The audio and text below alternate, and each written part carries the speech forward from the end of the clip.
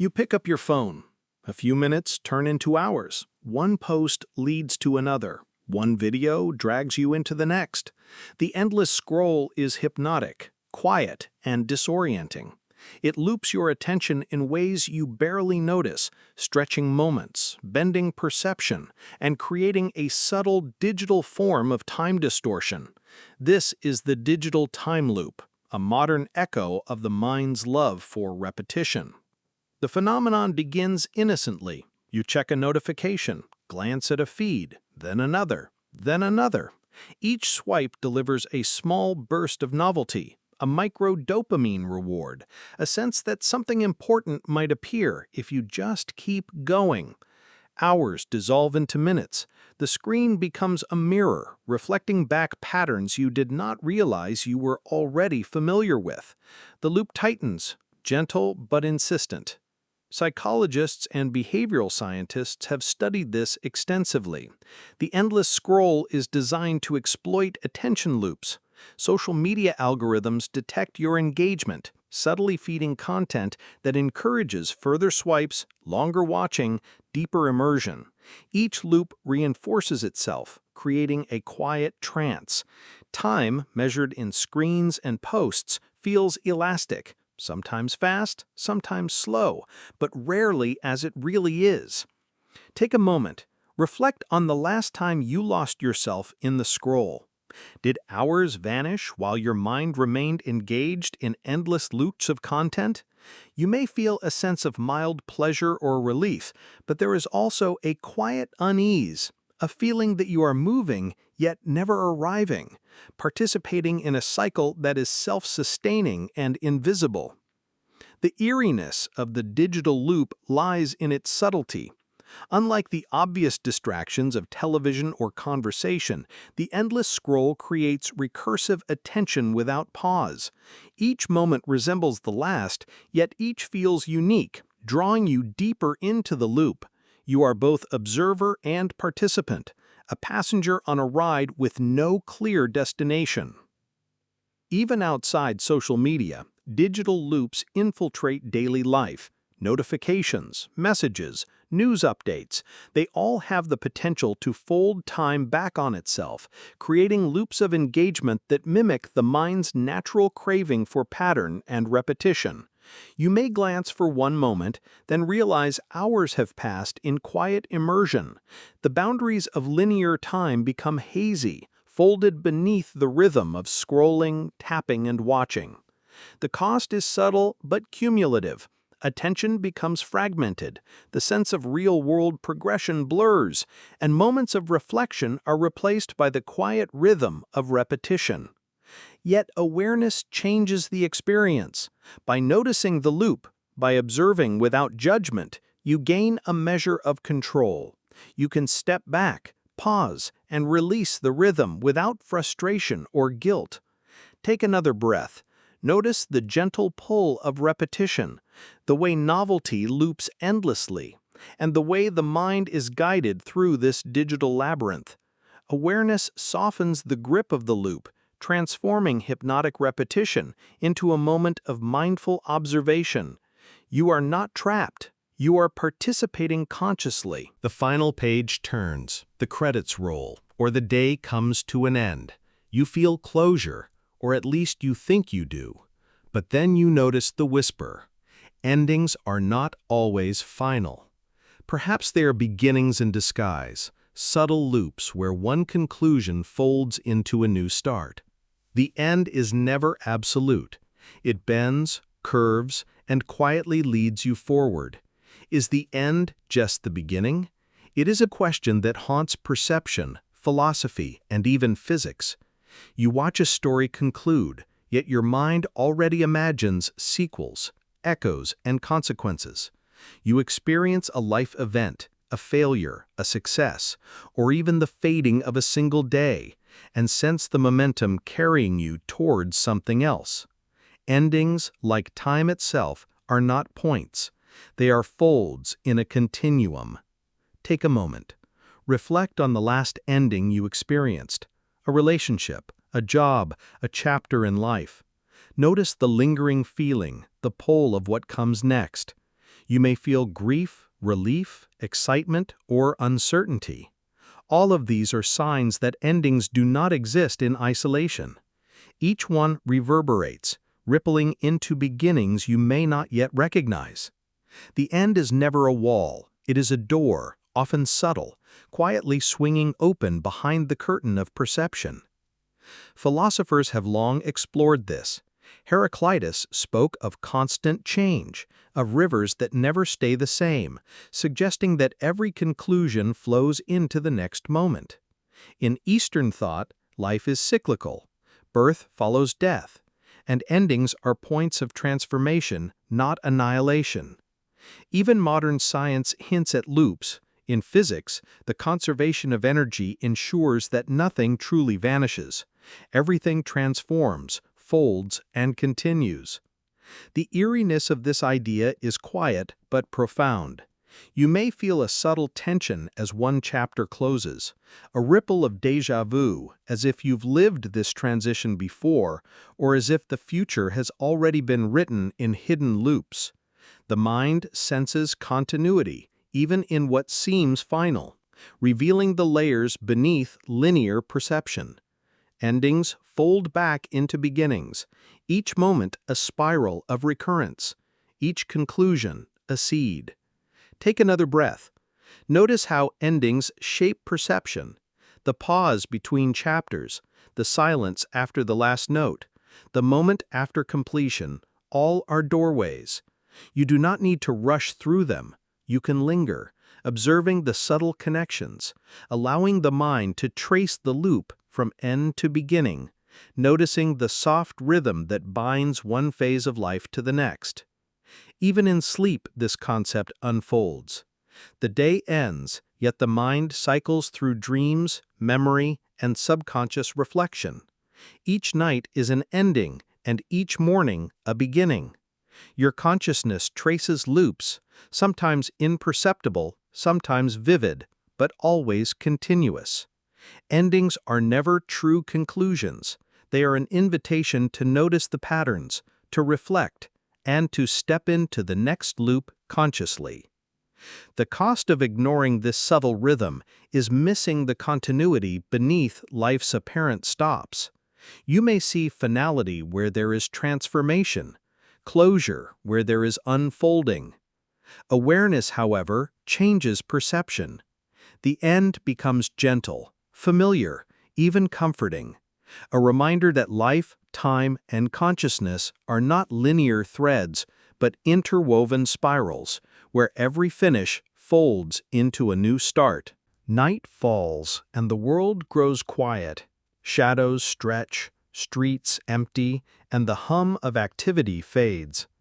It is in this silence that the past feels near, almost tangible, as if yesterday is brushing against tonight. Why does memory grow heavier, sharper, and closer in the darkness? The answer is both simple and strange. Night bends perception, inviting reflection, loops and subtle encounters with time itself. The phenomenon begins naturally. As external stimulation wanes, no crowds, no noise, no urgent tasks, the mind turns inward. Attention is free to drift, exploring corridors of memory long ignored. Familiar faces, forgotten words, and old choices surface effortlessly. Memories that were distant in the light of day approach with vividness. The brain, unoccupied with distraction, allows the past to feel present, almost immediate. Take a moment. Consider a quiet evening when a memory unexpectedly returns. Perhaps it is a childhood scene, a conversation, or a long-forgotten sensation. Notice the intensity, the vividness, the uncanny clarity. At night, the loops of memory fold closer to the surface, replaying themselves like old films projected on the walls of the mind. The past feels intimate, almost alive. Neuroscience explains part of this. The circadian rhythm affects brain chemistry. Levels of melatonin rise, quieting alertness but amplifying introspection. The prefrontal cortex, the part responsible for distraction and planning, slows activity, while regions associated with memory, emotion, and reflection become more active. The brain, in effect, leans backward, turning time inward, making yesterday feel as immediate as the present. Psychologically, night also diminishes control. When the day is busy, you structure attention, suppress recollection, and focus on linear tasks. Night removes those guardrails. Emotions intensify. Regrets, joys, and lingering questions resurface.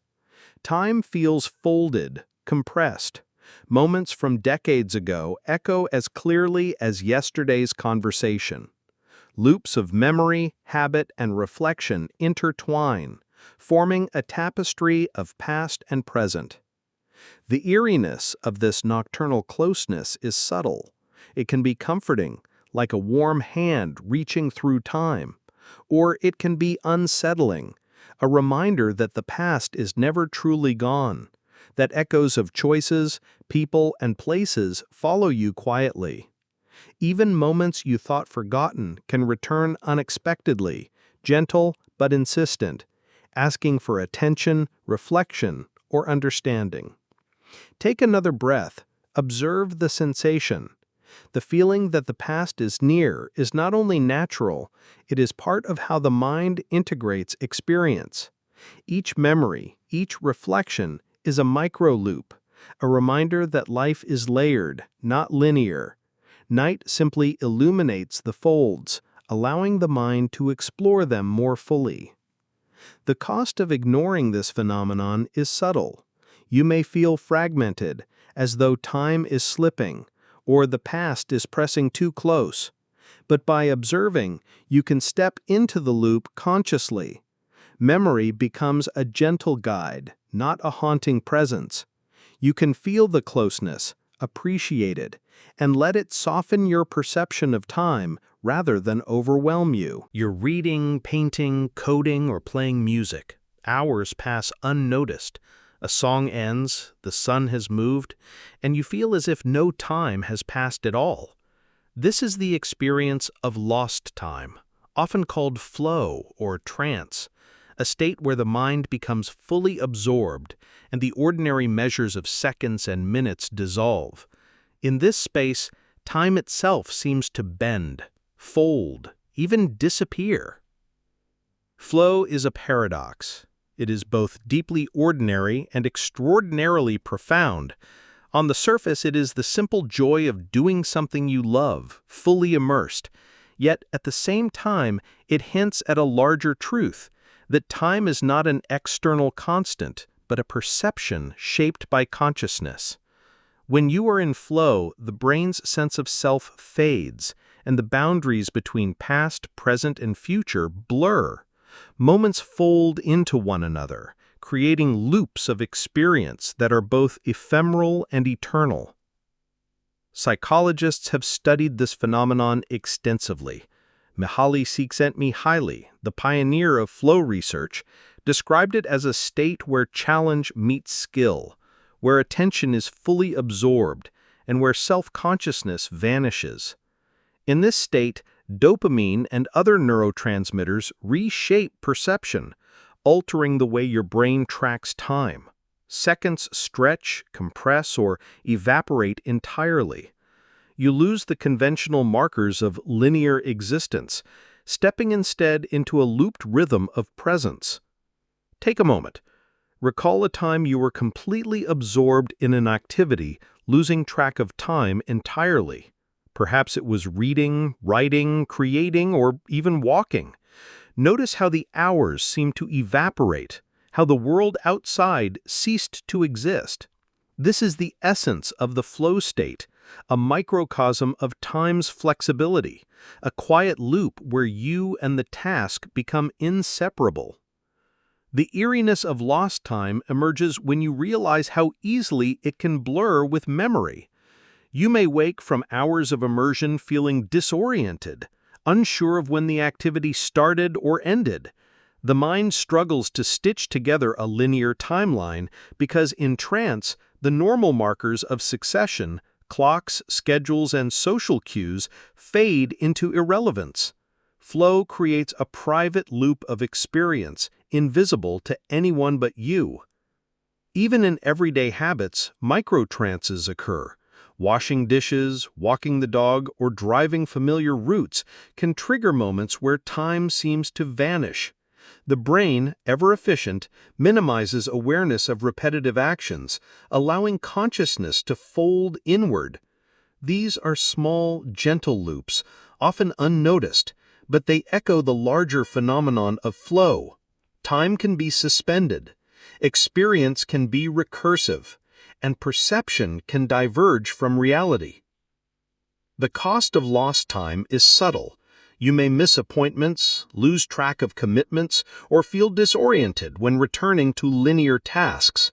Yet the reward is profound. In trance and flow, the mind experiences freedom from the tyranny of linear time. The past and future recede, leaving only the present, rich, deep, and endlessly looped. Time is familiar. It ticks steadily, flows forward, measured in seconds, minutes, years. But science has shown that this apparent simplicity is deceptive. Beneath the surface, time can bend, stretch, and loop. Strange anomalies ripple through physics, hinting that the arrow of time is not as straight as it seems. These are the time anomalies in science, moments when reality itself seems to wobble. One of the most famous examples is time dilation. According to Einstein's theory of relativity, time moves slower for objects moving close to the speed of light or in strong gravitational fields. Astronauts orbiting Earth age ever so slightly less than those on the ground. Time, once thought absolute, is revealed to be flexible, dependent on perspective, motion, and gravity. You realize that what feels normal, constant, and universal is actually a delicate illusion. Then there are the quantum oddities. In quantum mechanics, particles can exist in multiple states at once, and events do not solidify until observed.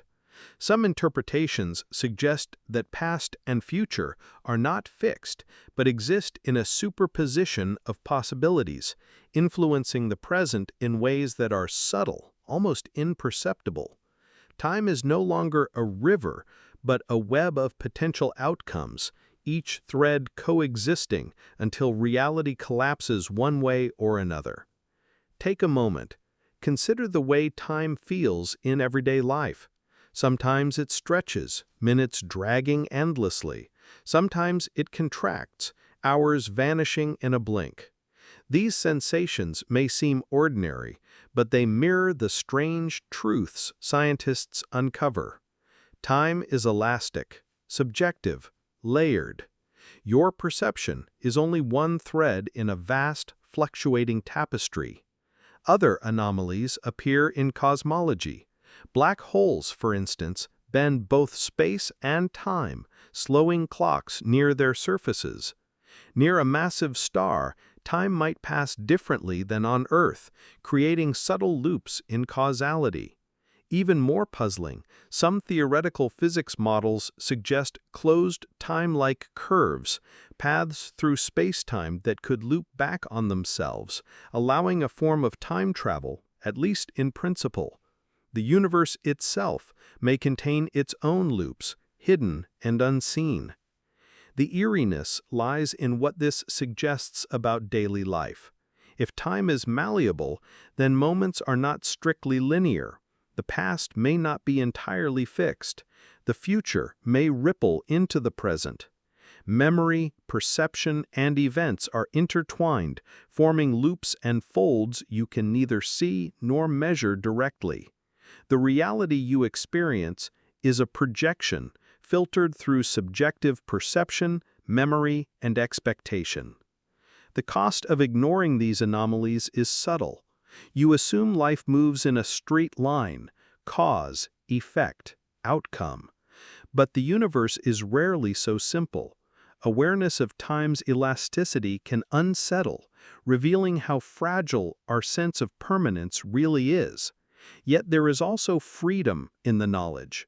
Understanding that time can bend reminds you that every moment is alive, malleable, and infused with possibility. You recall a conversation, a face, a place, and feel certain it happened. The memory is vivid, detailed, unshakable. Yet when you check, there is no evidence. Nothing confirms it. Perhaps no one else remembers. Perhaps it never occurred at all. These are false memories, echoes of experiences that never existed, or at least not as you remember them. Remembering things that never happened is disorienting, unsettling, and strangely intimate. The mind is not a perfect recorder. It reconstructs the past, blending fragments of experience with imagination, emotion, and suggestion. Over time, small inaccuracies accumulate, and sometimes the mind fills in gaps entirely. What emerges feels real, complete, undeniable. You remember an event that never truly occurred, yet the conviction is total. This is the eerie power of false memory, to convince you that a fiction is fact. Take a moment, think of a memory that feels indelible. How certain are you of its details, the sights, the sounds, the emotions? Could parts of it have been borrowed from a story, a dream, or even a fragment of imagination? The line between real and invented becomes soft, blurred, almost imperceptible. False memories are not always small or harmless. They shape identity, decisions, and perception. They can create relationships that feel familiar but are based on imagined interactions, or fears that feel justified but are based on scenarios that never occurred. Our brains crave coherence, and in the absence of certainty, they construct it. The result is a loop, a narrative that seems real but is built from shadows. Psychologists call this phenomenon memory confabulation. It's more common than you might think. Everyday recollections, especially of childhood or emotionally charged events, are particularly vulnerable. Yet it's not purely error. False memories often serve emotional or cognitive purposes. They fill voids, make sense of experiences, or preserve continuity in the story of self. In a way, they are survival mechanisms, even if they occasionally distort reality. Take a deeper breath. Consider the feeling of certainty that accompanies memory. How many times have you felt, "I know this is true," only to discover otherwise? The discomfort is the mind's way of revealing its own malleability, its tendency to loop and reconstruct. It whispers that reality is less solid than it appears, and that your perception, even when confident, is a delicate construction. Beyond personal memory, collective false memories exist too. Entire groups can recall events differently, sometimes insisting on details that never occurred. The Mandela Effect is one example. These shared loops magnify the sense that time, memory, and reality are fluid. What we hold as fact may be more fragile than we realize. The cost of false memory is subtle. It can distort understanding, influence decisions, and leave you questioning your own judgment. But awareness transforms the loop. By noticing the phenomenon, by observing memory as a living, malleable system rather than a fixed record, you gain clarity, curiosity, and humility. You learn to navigate reality gently, acknowledging the mind's tricks without being trapped by them. You open an old photo album, hear a familiar song, or catch the scent of a place you once knew. A soft longing fills your chest, a gentle ache for a time that is gone. Nostalgia is a strange companion, comforting, sweet, yet quietly ensnaring. It draws you backward, inviting you to relive moments that no longer exist, to wander in the memory of what was, instead of fully inhabiting the now. The trap of nostalgia lies in its subtlety. It doesn't shout or demand attention. It slips into your thoughts with warmth and familiarity, encouraging you to linger in the past. Memories feel richer than the present, colored with emotion, stripped of complexity, and often idealized. You remember yourself as braver, happier, or freer than you truly were. The mind smooths over the rough edges, creating a loop you can replay endlessly.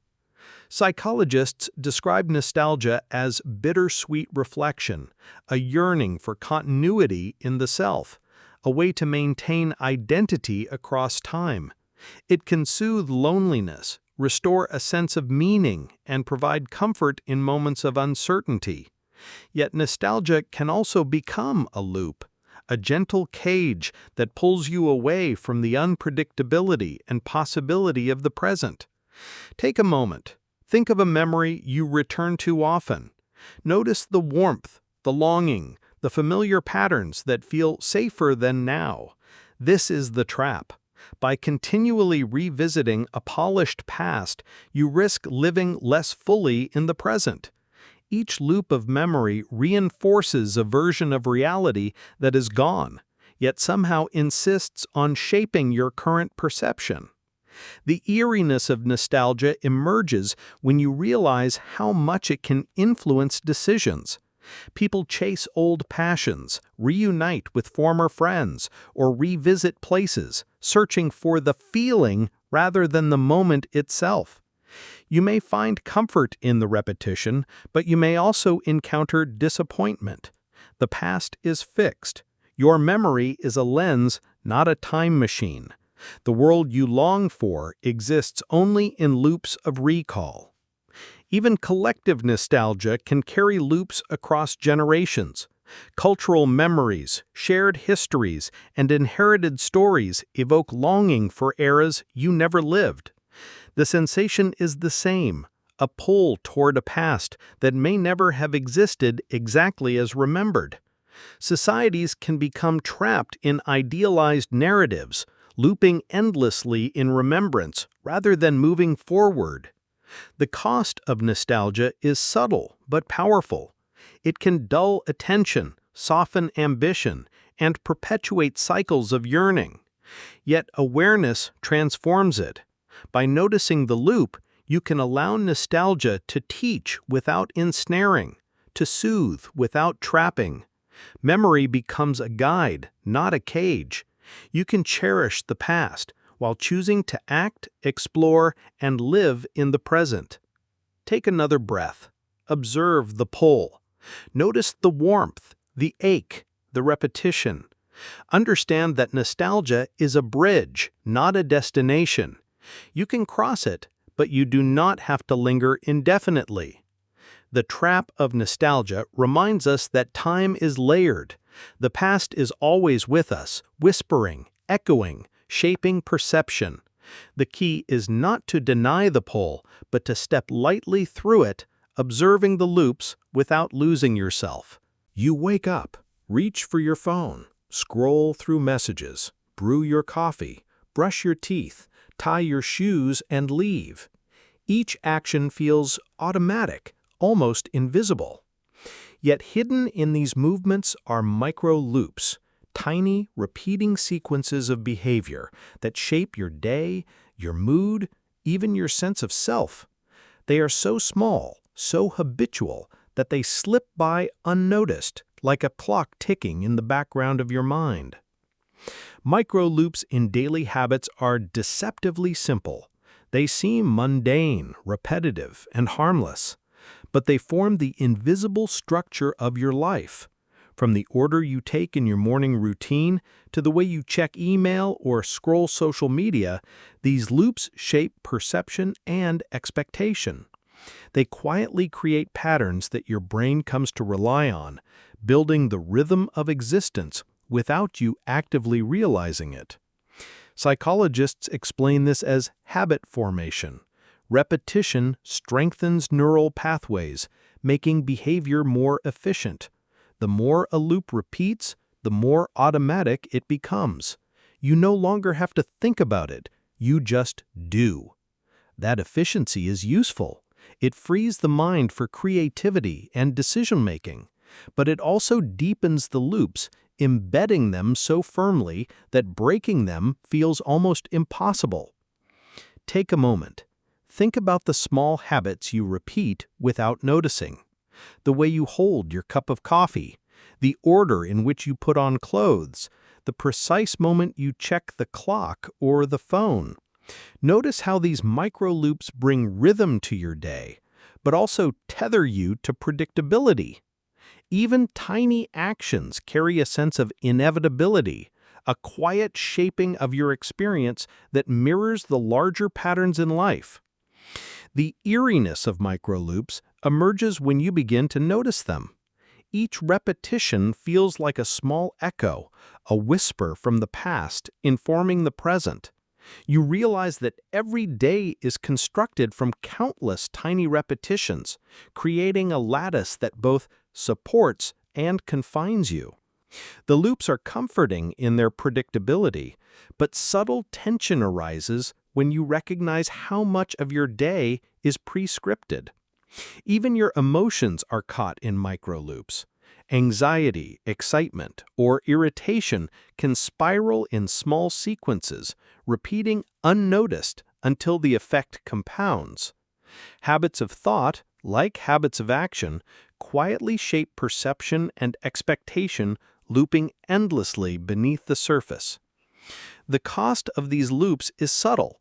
They can limit spontaneity, constrict creativity, and perpetuate behaviors long after they have outlived their usefulness.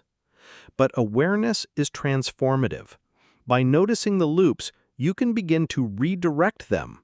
Small changes, a different route to work, a new sequence of morning actions, a deliberate pause before checking the phone, create ripples.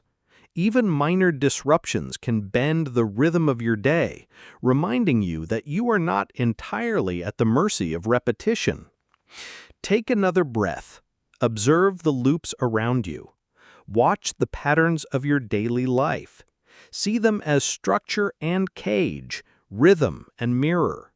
Notice how each small repetition echoes larger cycles, connecting your habits to the loops of thought, behavior, and experience that extend through your life.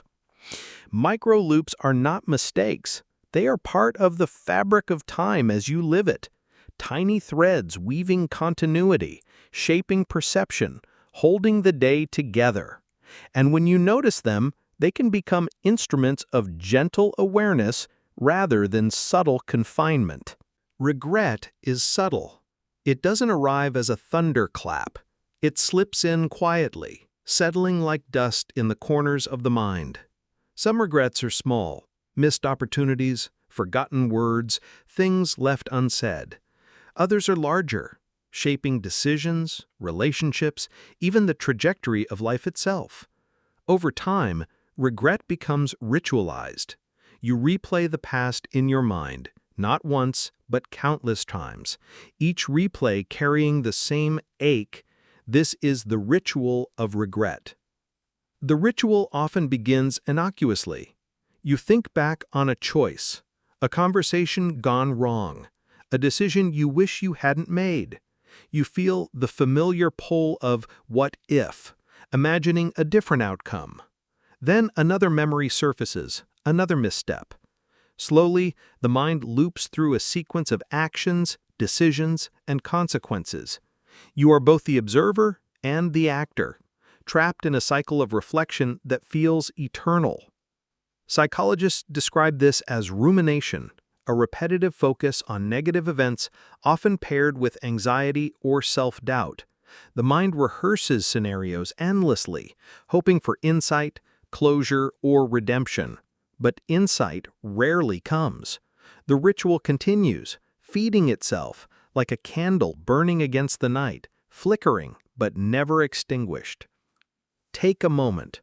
Recall the last regret you carried with you. Notice how your thoughts circle around it, returning to the same details, the same imagined alternatives. You may feel the pull of time bending backward, as if you could step into the moment and change it.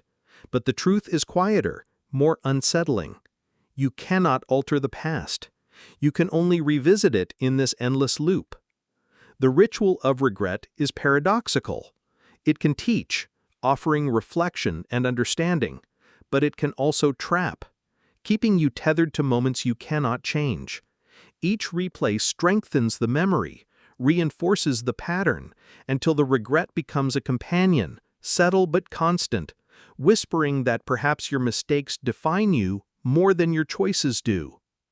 Some rituals of regret are shared. Families, cultures, even societies carry inherited regrets, missed chances, unresolved conflicts, collective failures. These echo across generations, shaping how people act, think, and feel. Individual regret becomes communal memory, weaving patterns that bind you to a larger web of time, repeating until lessons are acknowledged or cycles are broken. Yet, there is a strange solace in the ritual.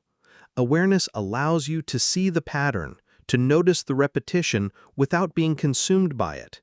You can hold the memory gently, allowing reflection without surrendering to it entirely. Regret does not have to be a punishment.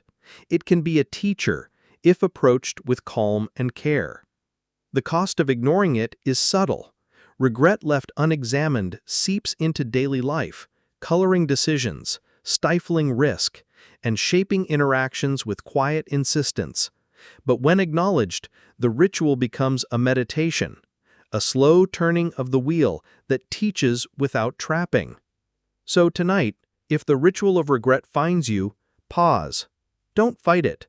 Notice each memory, each what if, each echo of the past. Allow yourself to feel the weight without being crushed. Sit with the lesson, then release it gently. Regret is part of time's texture, a pattern, a loop, a quiet teacher, reminding you that reflection and awareness can transform repetition into understanding. You notice the patterns slowly, arguments resurfacing over the same trivial points, familiar phrases, familiar silences, familiar gestures. The people in your life seem to replay old scripts, over and over, as if you're pressing a repeat button without realizing it. The repeat button in relationships is subtle, quiet, and uncanny, a loop we live in with the people closest to us. It begins innocently.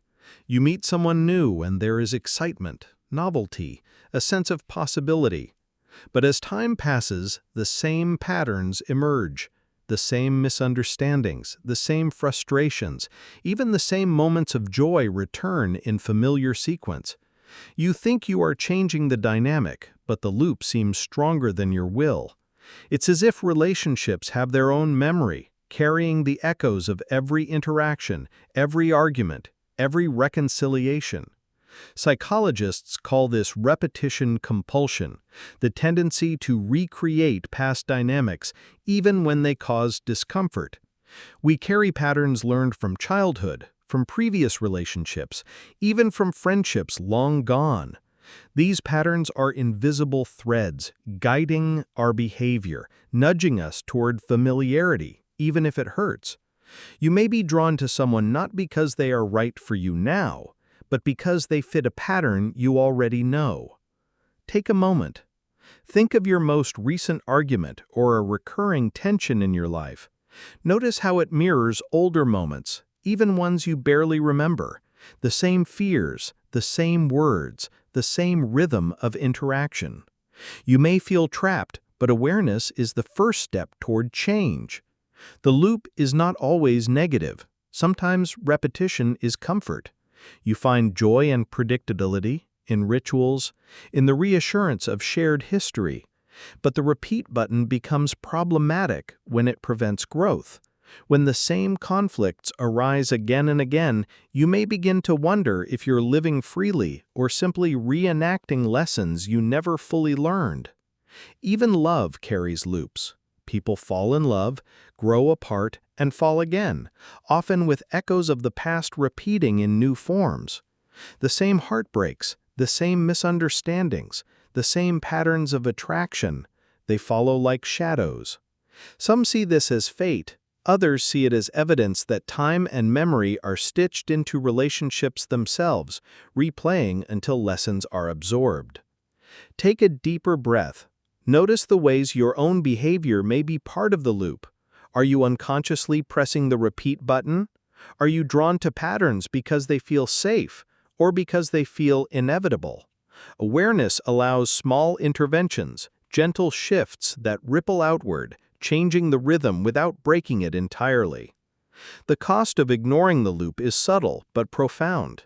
Without noticing it, you risk wandering in circles, replaying dynamics that may harm or limit you.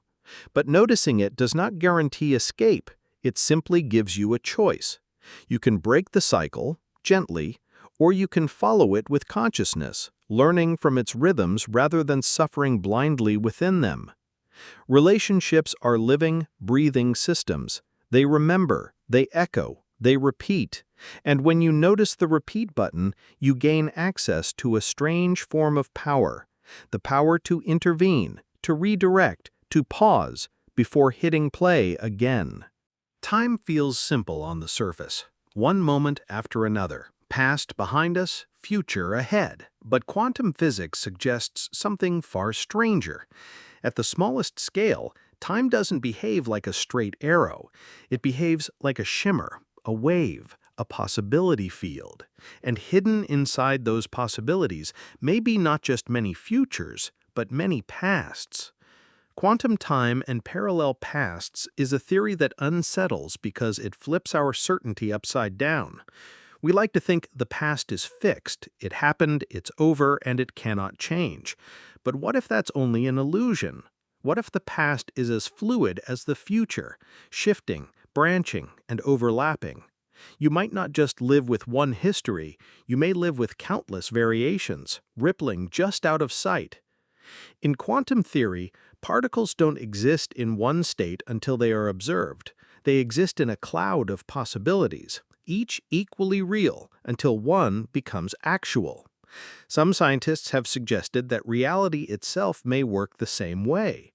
If so, then maybe the past isn't locked. It's a haze of potential, collapsing only when remembered. Each memory could be an act of construction, not retrieval. Take a moment. Think of a memory you hold vividly, a conversation, a childhood home, a moment that shaped you. How certain are you that it happened exactly as you recall? Research shows memory is not a perfect record. It's a reconstruction, built anew each time you summon it. In this sense, the past is not behind you, but alive inside you, flexible, shifting, rewritten with every recall. Now add the quantum idea that countless versions of the past may coexist, layered like translucent pages. In one past, you turned left. In another, you turned right. In one past, you said yes. In another, you said nothing at all. All those possibilities ripple behind you, shaping the present in ways you cannot see.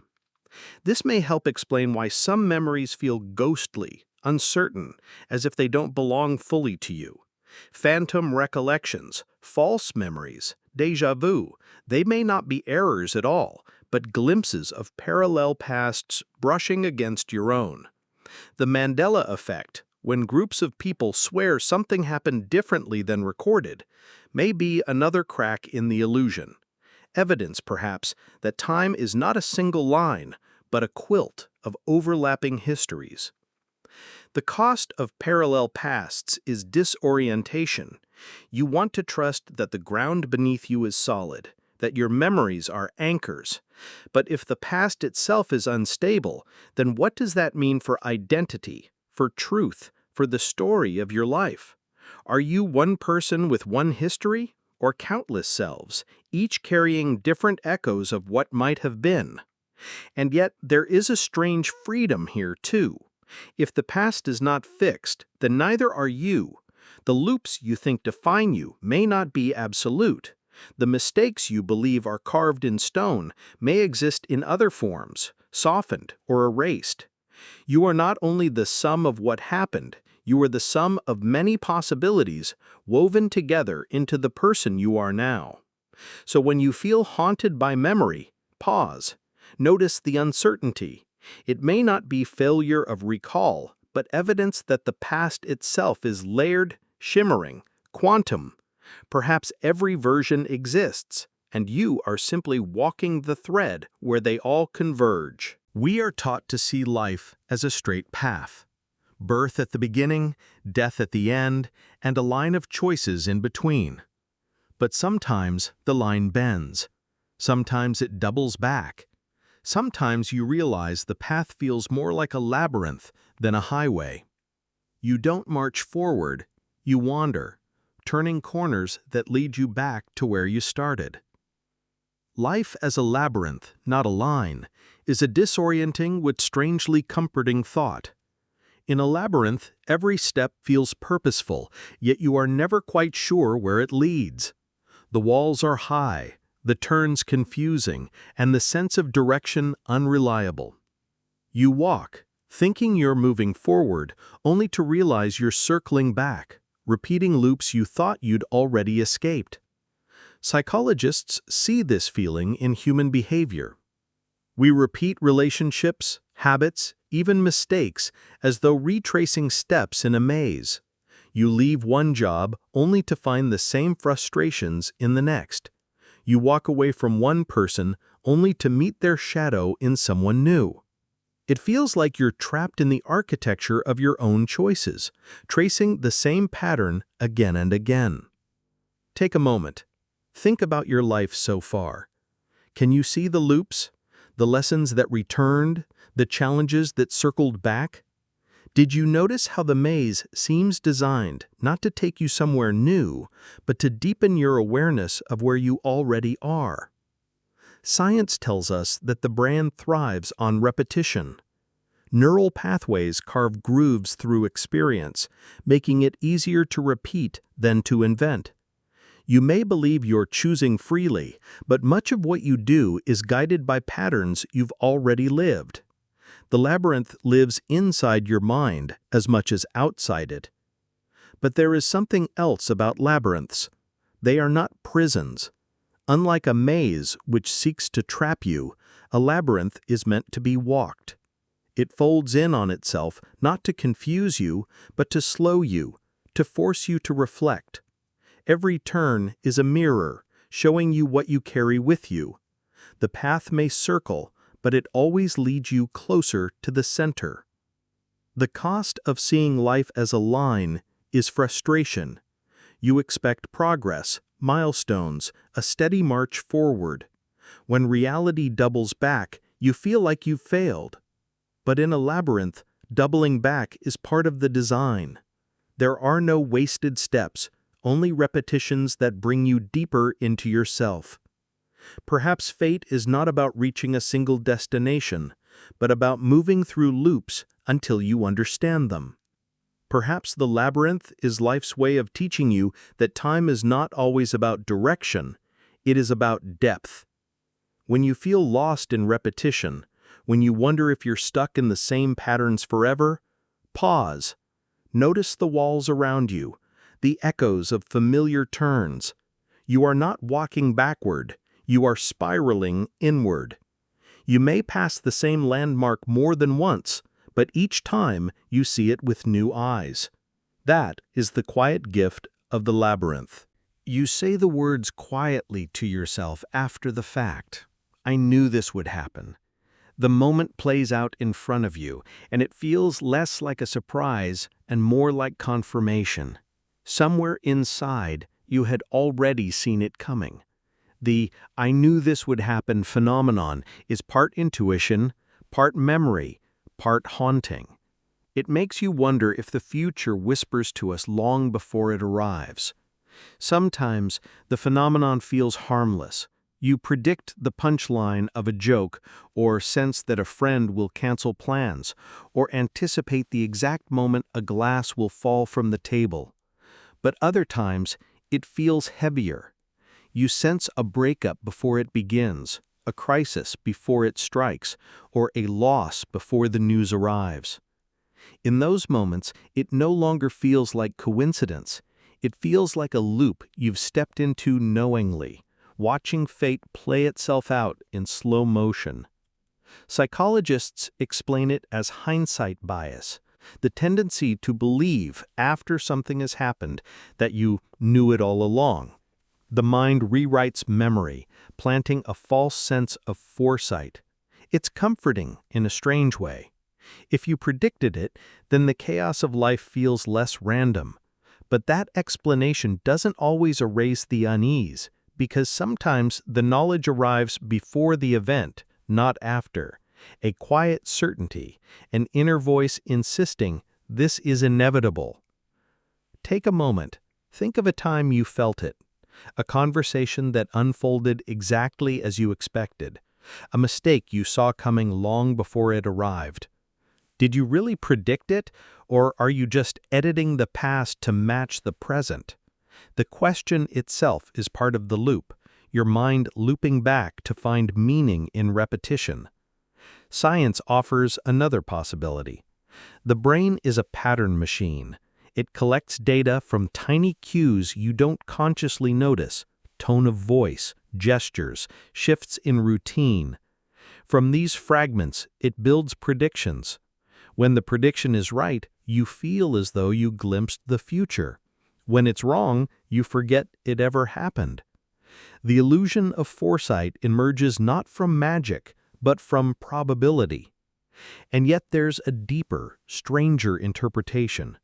What if the "I knew this would happen" phenomenon is not bias or probability, but evidence that time is less linear than we believe?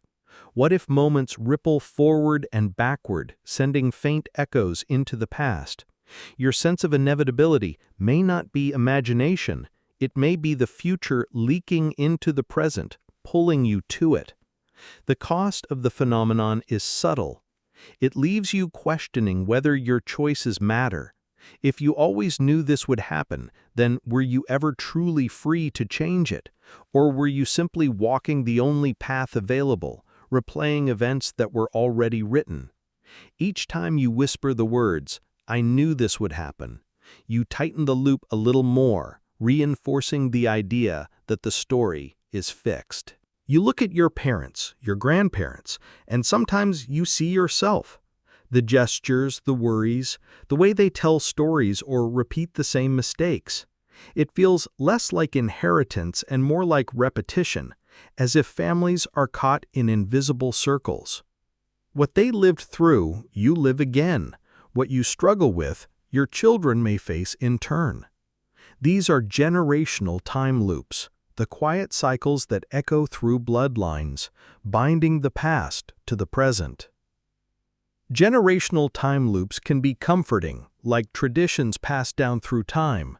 Recipes cooked the same way for decades, songs sung at holidays, rituals that make the years feel familiar.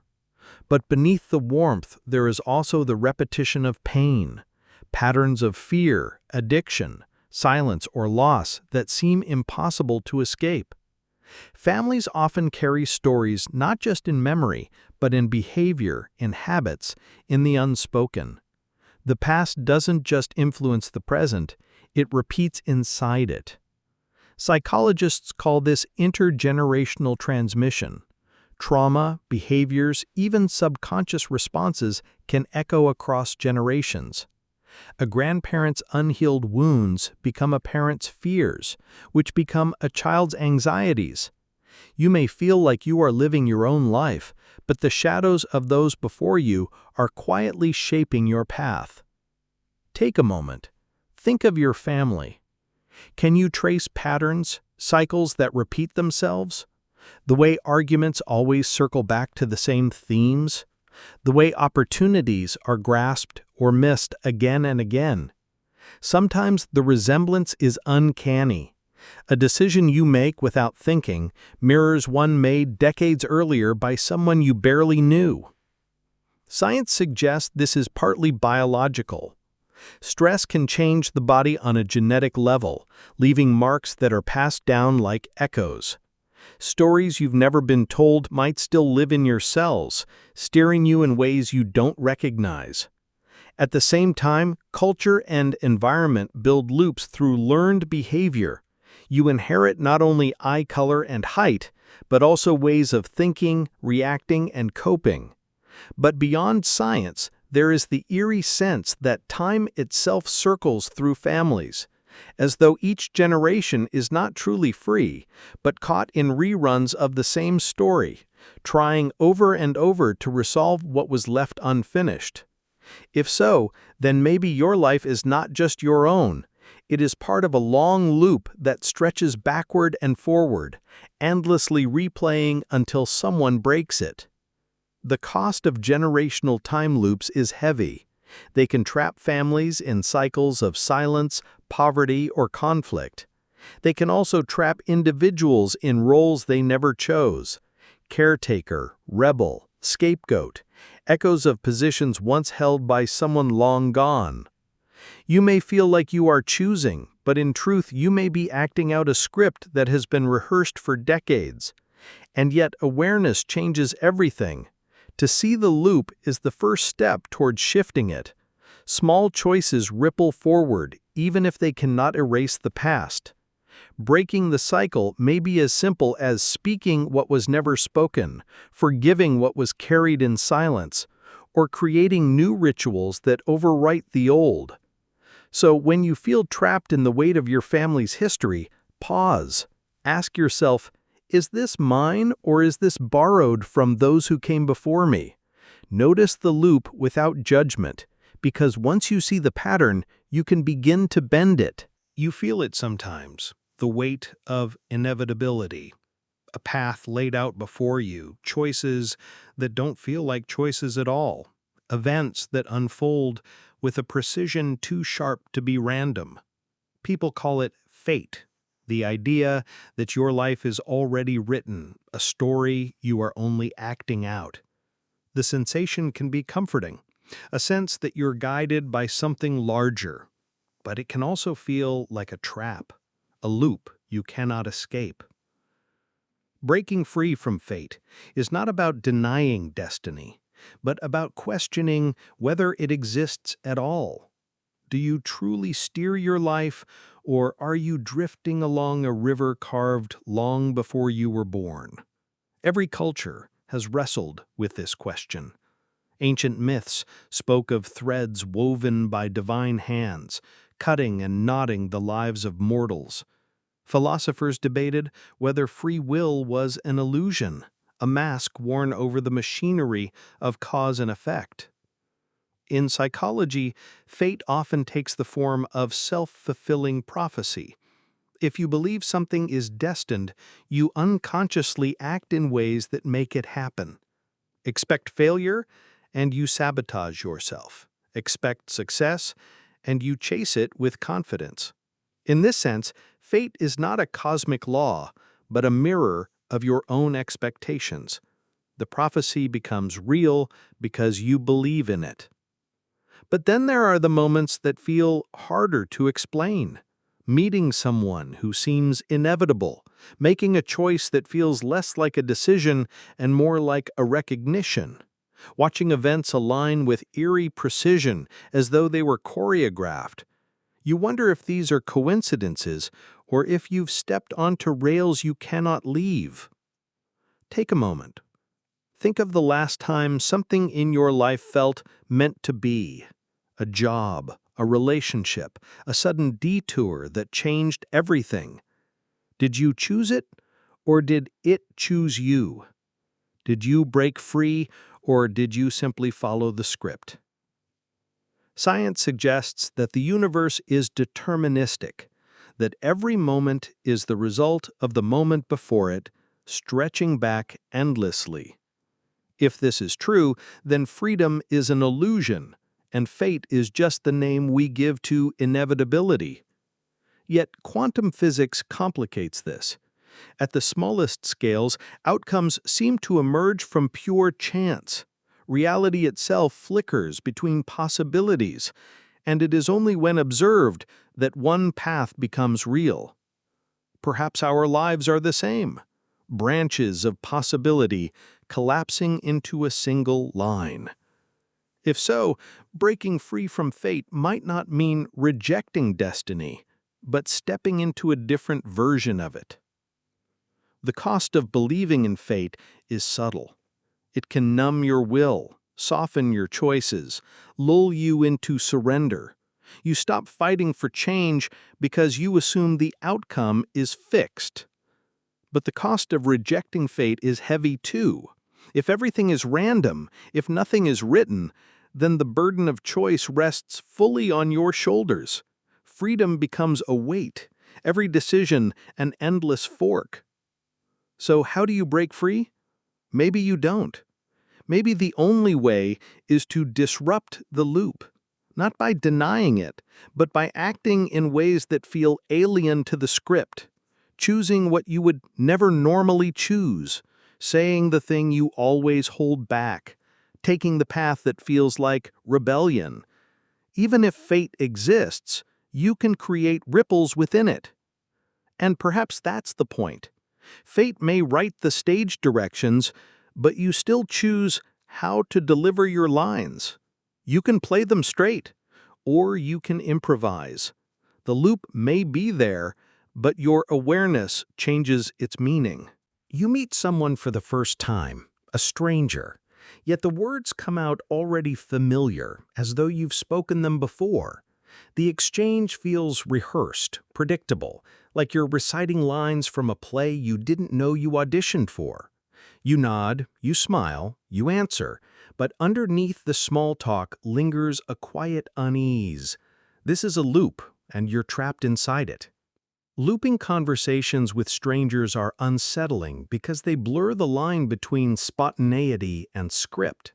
We expect every interaction to be unique, fragile, shaped in real time, but sometimes the rhythm of a dialogue feels like it has already been decided. The same questions, the same responses, the same awkward laugh or polite nod. You sense that you've been here before, not in place, but in speech. Psychologists say this happens because human interactions are built from patterns. We rely on stock phrases, predictable exchanges, tiny scripts that carry us through the uncertainty of meeting someone new. "How are you?" "I'm good. And you?" "Nice weather today." These phrases loop across countless conversations, creating the illusion that each one is less a discovery and more a repetition. But the feeling can go deeper than cliché. Sometimes the loop feels personal, uncanny, as if this specific stranger has crossed paths with you in another life, another timeline. You remember the cadence of their voice, the way they tilt their head, the exact moment when laughter arrives. And when it happens, you can't shake the question. Is this a memory leaking through, or evidence that time itself circles back on itself? Take a moment. Think of the last time you spoke to someone and felt an eerie sense of prediction. You knew the words they would say next, and when they came, it was not surprising but inevitable. The conversation wasn't happening, it was replaying. Like an old recording, scratched but familiar. Science calls this anticipation. Your brain, finely tuned to patterns, guesses what will happen next, and when the guess is correct, it feels as though you've lived the moment already. But what if it's not just prediction? What if you are truly revisiting a loop, a fragment of reality repeating itself in disguise? Stories of reincarnation, parallel timelines, or simulations often carry the same motif: encounters with strangers that feel pre-scripted, a chance meeting that feels predestined, words spoken for the second time in the first meeting. If reality is code, then perhaps these loops are evidence of its glitches, recycled sequences of dialogue stitched into the flow of time. The cost of looping conversations is subtle. They leave you wondering whether you are free to choose your words or whether you are simply replaying patterns written long before you arrived. You may try to break free, to say something strange, unpredictable, disruptive, but the other person often pulls you back as if the loop resists being broken. Most of the time, you laugh it off, telling yourself it's just routine, just habit. But the feeling lingers. You walk away with a quiet suspicion that you've spoken these words before, not once, but endlessly across different days, different lives, different realities. You wake from a dream, fragments slipping away like mist. Most of it makes no sense, but a single image clings. A place you've never been, a voice you've never heard, a phrase that feels heavy with meaning. Days later, it happens. The scene unfolds exactly as you dreamed it. This is déjà vu, literally, already dreamed. The haunting experience of encountering a moment in waking life that you remember first from a dream. Unlike déjà vu, which tricks you into believing you've lived a moment before, déjà vu carries a sharper edge. It doesn't just feel familiar, it feels prophetic.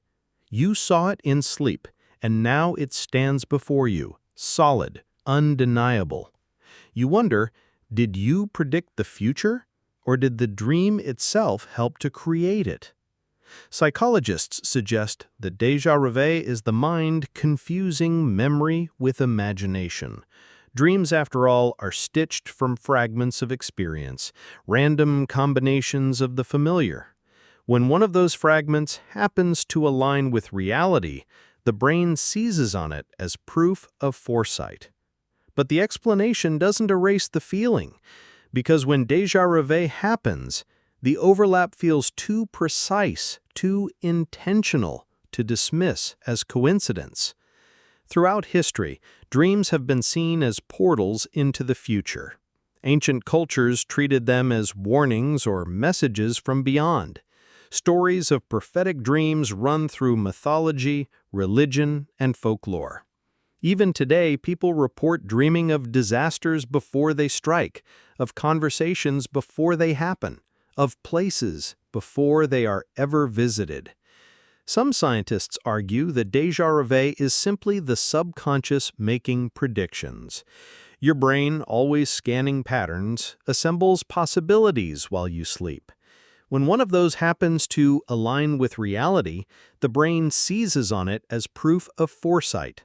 But the explanation doesn't erase the feeling, because when déjà vu happens, the overlap feels too precise, too intentional, to dismiss as coincidence. Take a moment. Think of the last dream you remember vividly. Notice the details, the colors, the people, the words. Now imagine living one of those details tomorrow. Would you call it coincidence? Or would you feel the same shiver that countless others have felt, the sensation of living inside a prophecy whispered in your sleep? The cost of déjà vu is unease. You trust sleep to be a refuge, a place where the mind can wander freely. But déjà vu suggests that sleep is also a doorway, one that sometimes opens onto paths you are not supposed to see yet. It makes you wonder how much of your future is already written, waiting for you to stumble into it. And the strangest part is this: you can never prove it. By the time you recognize the dream in reality, the overlap is already complete. You are living the moment, and the dream has dissolved back into silence. You are left with only the echo, the feeling that somehow you knew. The calendar looks ordinary. Boxes filled with numbers, weeks flowing into months, a neat system to hold time in place. But some days carry more weight than others. Birthdays, anniversaries, losses, accidents, beginnings, endings. These days linger. They return every year like ghosts, circling back to remind you that time is not only moving forward, it is looping back on itself. These are the calendar days that haunt. Most people know them well. You wake up on a certain date and immediately feel it. Something happened on this day years ago, and though the present has changed, the past clings to it. The air feels heavier, as if the day itself remembers. A tragedy from long ago resurfaces in your chest. A celebration echoes faintly even after the joy has faded. Time has passed, but the day still carries the imprint. Psychologists call this anniversary reaction. The mind and body unconsciously mark the return of significant events, even when you don't think about them. Your mood shifts.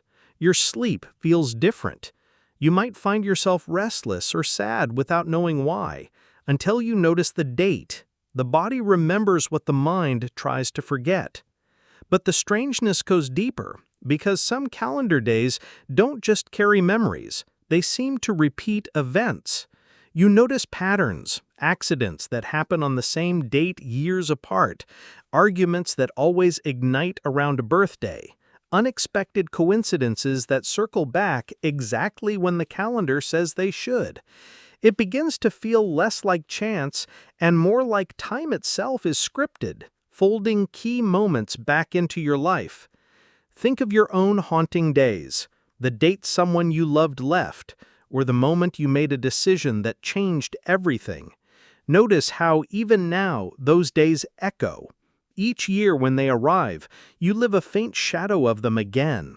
The calendar doesn't just measure time, it binds you to it. Some cultures recognize this openly. Rituals and memorials mark anniversaries, not just to remember, but to acknowledge the power of recurrence, to name the haunting, to honor it, to keep it from swallowing the present. Others ignore it, pretending the date is ordinary. But ignoring doesn't erase the weight. The day still arrives, still stirs something deep, still whispers that time is not as linear as you want it to be. The cost of these days is subtle but heavy. They remind you that you are not free from the past, that even as you move forward, you are tethered to certain points, forced to circle back again and again. The haunting can feel like fate, as though the calendar itself is watching, waiting to remind you of what you can never fully escape. Take a moment now. Glance at today's date. Does it mean anything to you? Does it hold echoes of other years? And if not today, what day does? Which boxes on the calendar glow with memory, waiting for their return? Calendar days that haunt are proof that time is not just measured, it is felt. They are proof that some moments refuse to stay in the past. They circle back, carrying joy, sorrow, or silence, and they remind you that the present is never untouched by what came before. It happens without warning. You're walking through a store, or waiting for a bus, or sitting alone in your room when suddenly you're no longer in the present. A smell, a song, a flicker of light drags you back to childhood, not in memory alone, but in sensation. For a moment, you are small again. The air is thick with the same weight it carried decades ago. The world feels larger, stranger, and you are no longer who you are who you were. Childhood has returned, unexpectedly, and it bends time into a circle. Most people know this feeling. A toy you forgot existed suddenly appears in a thrift shop, and you're back in your old bedroom, hearing the hum of summer outside the window. Or you taste something, an old candy, a family recipe, and your mind collapses the years instantly. You don't just remember, you relive. It's as though the past was never gone, only sleeping, waiting for the right signal to wake it. Psychologists call this involuntary memory. Cues bypass conscious thought and activate entire networks of stored experience. But that description is clinical, stripped of the strangeness, because the return of childhood feels less like memory and more like time travel.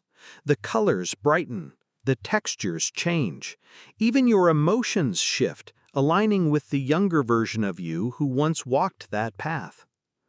The unsettling part is how uninvited it always feels. You aren't looking for the past, yet it forces itself into your present.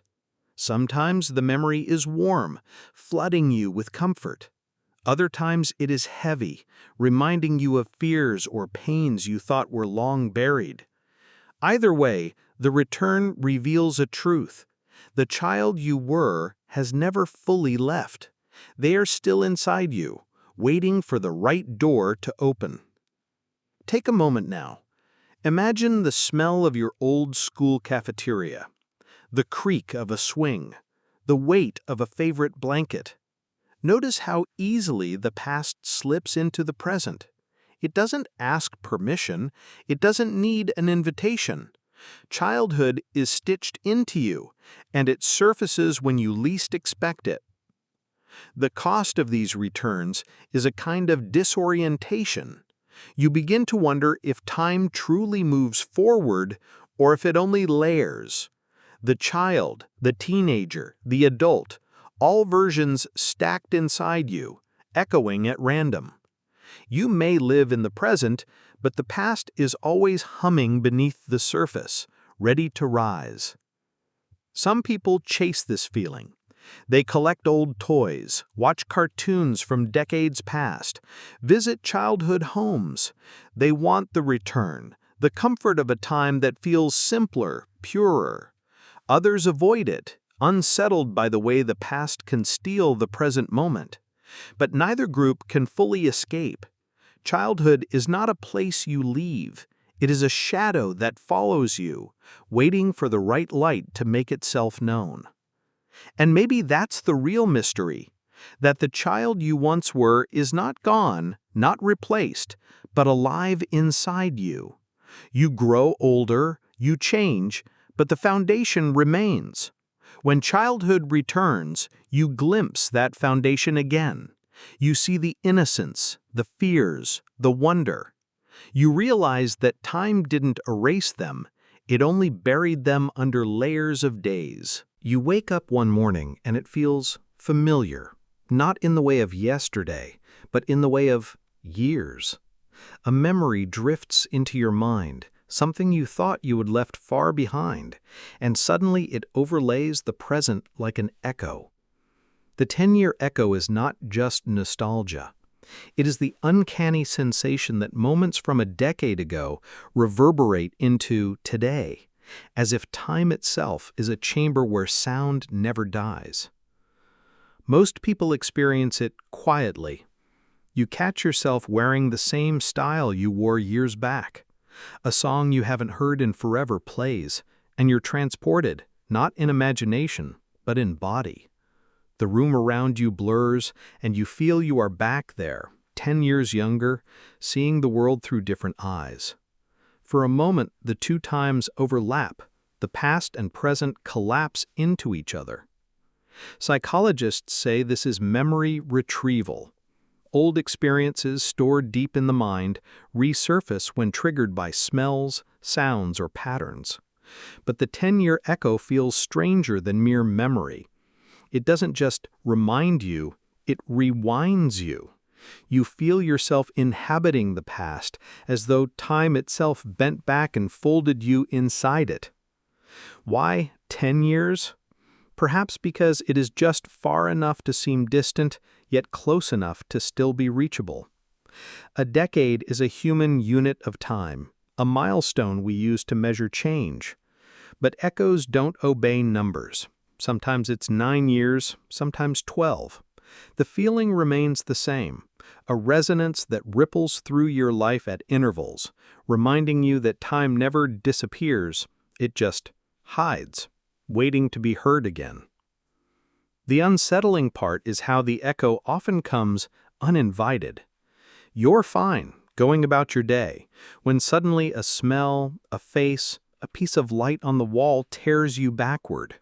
You wonder if you ever escaped the past at all, or if you are destined to relive its vibrations forever. The present becomes haunted by the shadows of who you used to be. Take a moment now. Think back exactly 10 years. Who were you then? What did you hope for? What did you fear? Notice how some of it feels gone, and yet some of it feels exactly the same. The 10-year echo doesn't just remind you of where you've been.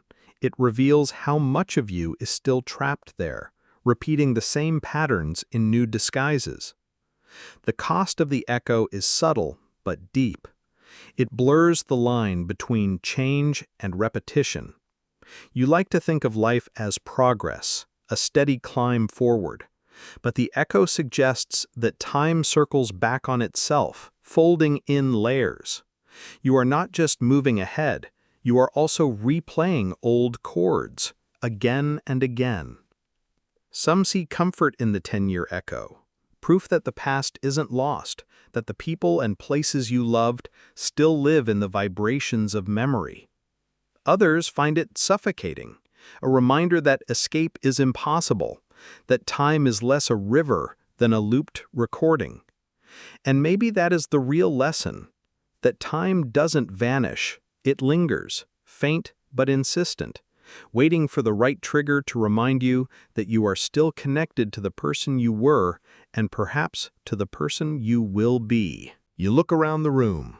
The objects, the sounds, the weight of the air. It all feels solid, undeniable. But what if it isn't? What if everything you see is nothing more than code, patterns of information painted into your senses? The question is simple, but it unravels everything. Are we stuck in a simulation? The idea isn't new. Philosophers for centuries asked how we can be sure the world outside our minds is real. Plato described humans trapped in a cave, watching shadows on the wall, mistaking them for truth. Centuries later, Descartes wondered if a malicious demon could be deceiving us, making us believe in a world that doesn't exist. Today, the demon is upgraded into something digital, an advanced computer program running reality like a game too detailed to notice. Scientists and thinkers have even tried to frame it mathematically. If civilizations advance far enough, the argument goes, they will create simulations indistinguishable from reality, and if they can, they likely will, whether for study, entertainment, or curiosity. If countless simulated worlds exist, then statistically, the odds that we are in the one true base reality shrink to almost nothing. The unsettling part isn't just the theory, it's the glitches. People describe strange coincidences, repeating numbers, deja vu, moments where reality doesn't feel entirely stable, a face in the crowd that vanishes when you look again, a memory that never happened, a detail in the world that shifts without explanation. Skeptics call these tricks of the brain, but to some, they are signs, evidence that the code running this world sometimes flickers. Even physics seems to play along. At the smallest scales, reality behaves like pixels, discrete packets of energy, information bits, rather than smooth continuums. Some scientists whisper that the universe looks suspiciously like it has a resolution limit, the way a screen eventually reveals its pixels when you look too closely. If that's true, then maybe reality itself is built from lines of code too small for us to see. The question deepens. If we are in a simulation, what is outside it? Who is running it? And why? Are we experiments, entertainment, prisoners? Or are we simply programs ourselves, unaware that we are part of something larger? Each possibility bends the mind, leaving you with the eerie suspicion that your life might not be entirely your own. Take a moment to notice your surroundings, the patterns on the walls, the hum of electricity, the flicker of thought in your mind. How real do they feel? And yet, if you were inside a simulation, wouldn't they feel exactly the same? That's the trap. There's no easy way to tell the difference. The system is designed to be convincing. The cost of considering the simulation is subtle but heavy. It plants a seed of doubt.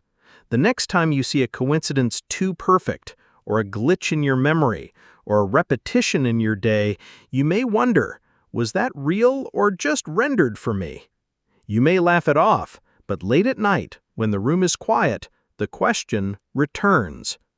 And even if it is a simulation, what then? Does it change the way you live? Perhaps not. Or perhaps it gives you freedom. If reality is code, then maybe it can be bent. If life is a program, maybe you can rewrite your part of it. You promise yourself it's the last time, the last drink, the last cigarette, the last scroll through endless screens. But then the urge returns, quiet at first, then louder, pulling you back into the cycle. Addiction feels like a loop you can't escape, a script that rewrites itself every day, no matter how many times you try to tear out the page. At its core, addiction is repetition. A trigger leads to a craving. A craving leads to the action. Relief follows, but only briefly. Soon the trigger returns, and the cycle begins again. The loop tightens until it feels like your choices are no longer your own. You wake up inside it, and the day is already written. Psychologists describe this as a feedback system in the brain. Dopamine, the chemical of reward, spikes not when you receive the substance or the habit, but when you anticipate it. The mind learns to chase the next hit, the next click, the next escape. Each repetition carves the groove deeper until behavior becomes automatic. But lived from the inside, it feels stranger. You know the harm, you know the cost, and still you do it. The loop is stronger than logic. You become both observer and prisoner, watching yourself repeat the same act while powerless to stop it. Addiction blurs the line between desire and compulsion, choice and fate. In a way, the loop of addiction mirrors the loops of time. Each cycle feels familiar, as if you've lived it before. The same places, the same rituals, the same excuses. The present collapses into the past, and the future looks identical. You try to escape, but every attempt folds back into itself, like déjà vu stretched across weeks, months, or years. Some escape the loop, but not by brute force. They find small cracks in the cycle, rituals broken, patterns disrupted, time itself bent just enough to create a new path. Others remain caught, repeating until the loop consumes health, relationships, identity.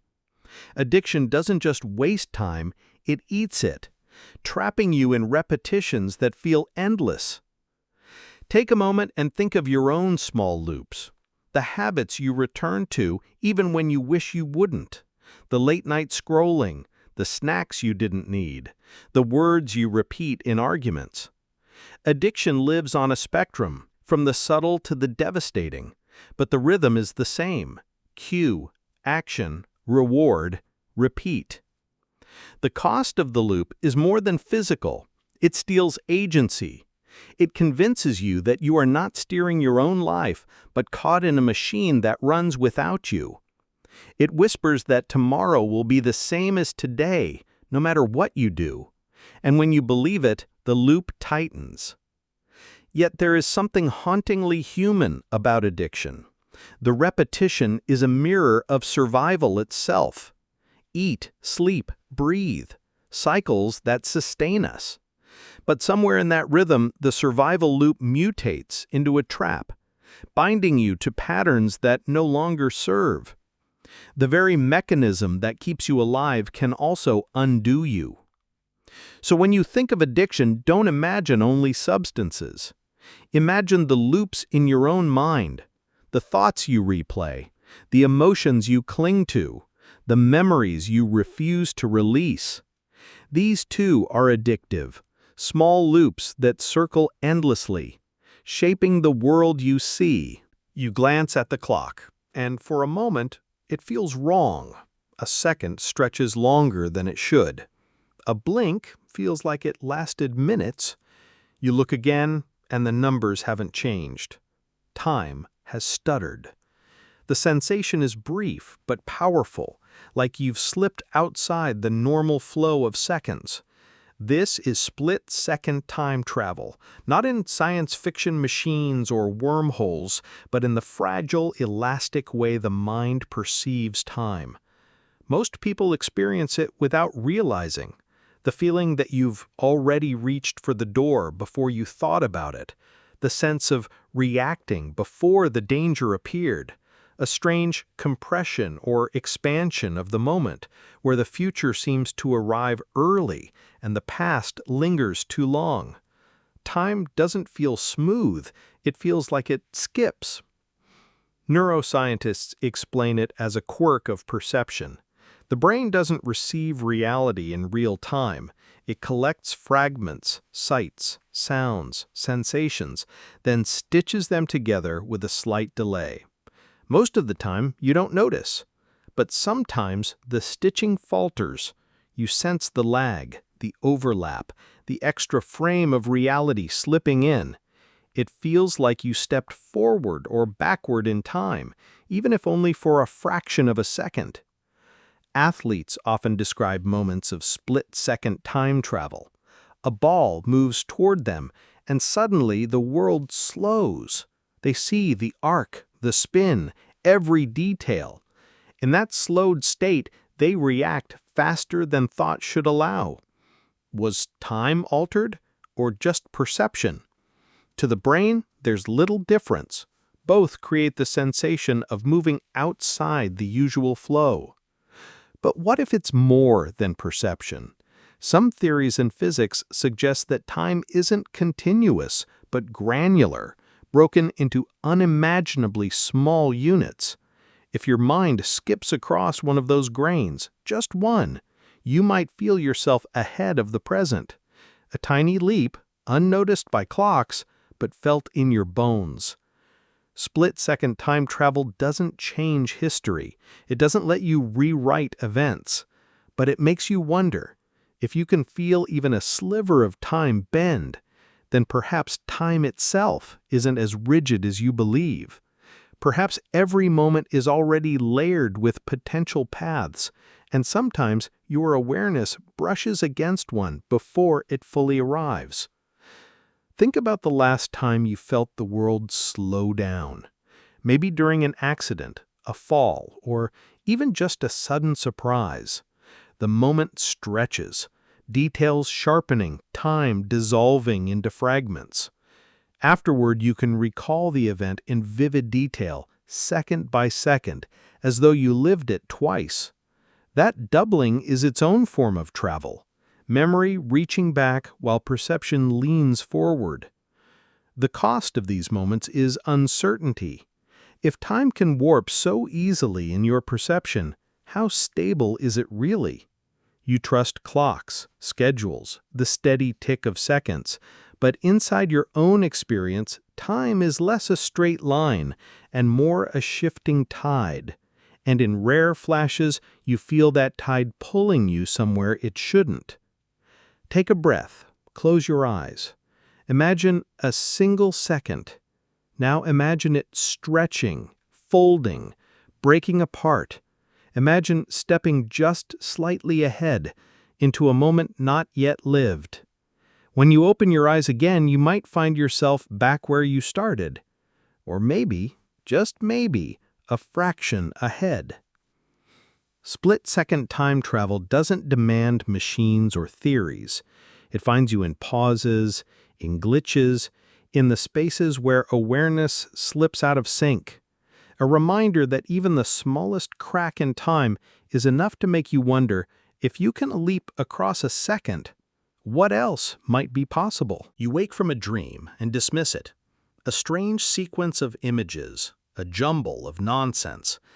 But then, hours or days later, it happens. The same words, the same place, the same moment. As if the dream slipped forward in time, showing you what was coming.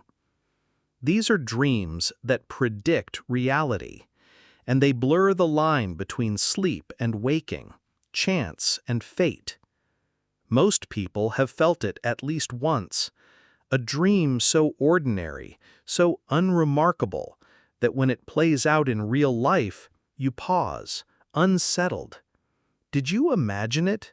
Did you cause it? Or did you glimpse the future while your body rested in the dark? Psychologists explain predictive dreams as coincidence. The brain sifts through endless fragments of memory while you sleep. It combines, reorders, experiments. With so many combinations, eventually one matches the future. You dream of rain, and the next day it rains. You dream of a conversation, and later you have it. Probability alone makes some dreams look prophetic. But the feeling isn't so easily explained away, because sometimes the details align too closely. Not just rain, but the exact words someone spoke. Not just a place, but the angle of light, the smell, the rhythm of events. When the overlap is precise, the dream feels less like coincidence and more like a message. Cultures throughout history have treated dreams as windows into time. Ancient rulers relied on dream interpreters, believing sleep connected them to gods or spirits who could see what lay ahead. Even today, many people believe their dreams carry warnings, guidance, or hints of paths not yet taken. Neuroscience has no evidence for time-traveling dreams, yet the phenomenon persists. Some theories suggest that the brain, always scanning patterns, can sense the trajectory of events and play them out in dreams. In this view, a predictive dream isn't magic, it's intuition disguised as sleep. The subconscious connects dots the conscious mind overlooks. And yet there are stories that defy this explanation. People who dreamed of disasters before they struck. Families who claimed warnings came in sleep, details too sharp to ignore. Skeptics call these stories memory tricks. People remember the accurate dreams and forget the rest. But even skepticism doesn't erase the shiver of recognition when a dream unfolds in real life. The cost of such dreams is unease. If your sleep can slip into the future, what else does it know?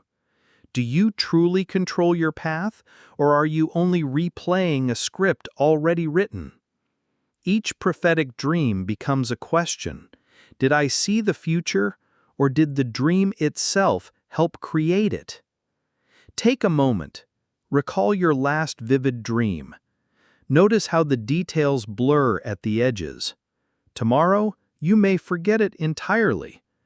Or tomorrow, you may see it again in the waking world, unfolding exactly as it did behind your closed eyes. Dreams that predict reality remind you that time is not as straight as it seems. The border between now and later is porous, leaky, and in sleep, your mind sometimes crosses it. Whether by chance, by intuition, or by something stranger, you become briefly unstuck from the present. You remember it clearly. A line from a movie, a logo from childhood, the way a book once looked on the shelf. You would swear it was true, but then you check, and it's different. The memory doesn't match reality. Was it always like this? Or has something changed? This is the Mandela Effect. Shared false memories, collective glitches in perception that make you question the fabric of reality itself. The name comes from Nelson Mandela. Many people vividly remembered him dying in prison in the 1980s. They could picture the news reports, the mourning, even the speeches. Yet Mandela lived until 2013. Millions of people carried the same false memory, detailed and certain, and none of them could explain why. The examples spread everywhere. Did Curious George ever have a tail? Was it the Berenstein Bears or the Berenstain Bears? Did Darth Vader really say, "Luke, I am your father"? Or was it something else entirely? Individually, these might seem trivial, but together they reveal something unsettling. Whole groups of people misremember the same detail with conviction strong enough to fight over. Psychologists explain the Mandela Effect as the brain filling in gaps. Memory isn't a recording, it's a reconstruction. Every time you recall something, you rebuild it, and small errors creep in. Over time, the error feels as real as the truth. When many people make the same error because of cultural associations, expectations, or similar experiences, the false memory feels universal. But explanations don't dissolve the mystery. If memory can rewrite itself so easily, then how much of your life is trustworthy? If entire crowds of people remember the same wrong detail, is it really wrong, or was reality itself once different? Some see the Mandela Effect as evidence of parallel universes, timelines brushing against each other, leaving traces of alternate pasts. Maybe you remember the Berenstain Bears because in another version of reality, that's what they were. Maybe your memory is not wrong at all. It's evidence you slipped across dimensions, carrying fragments of another world into this one.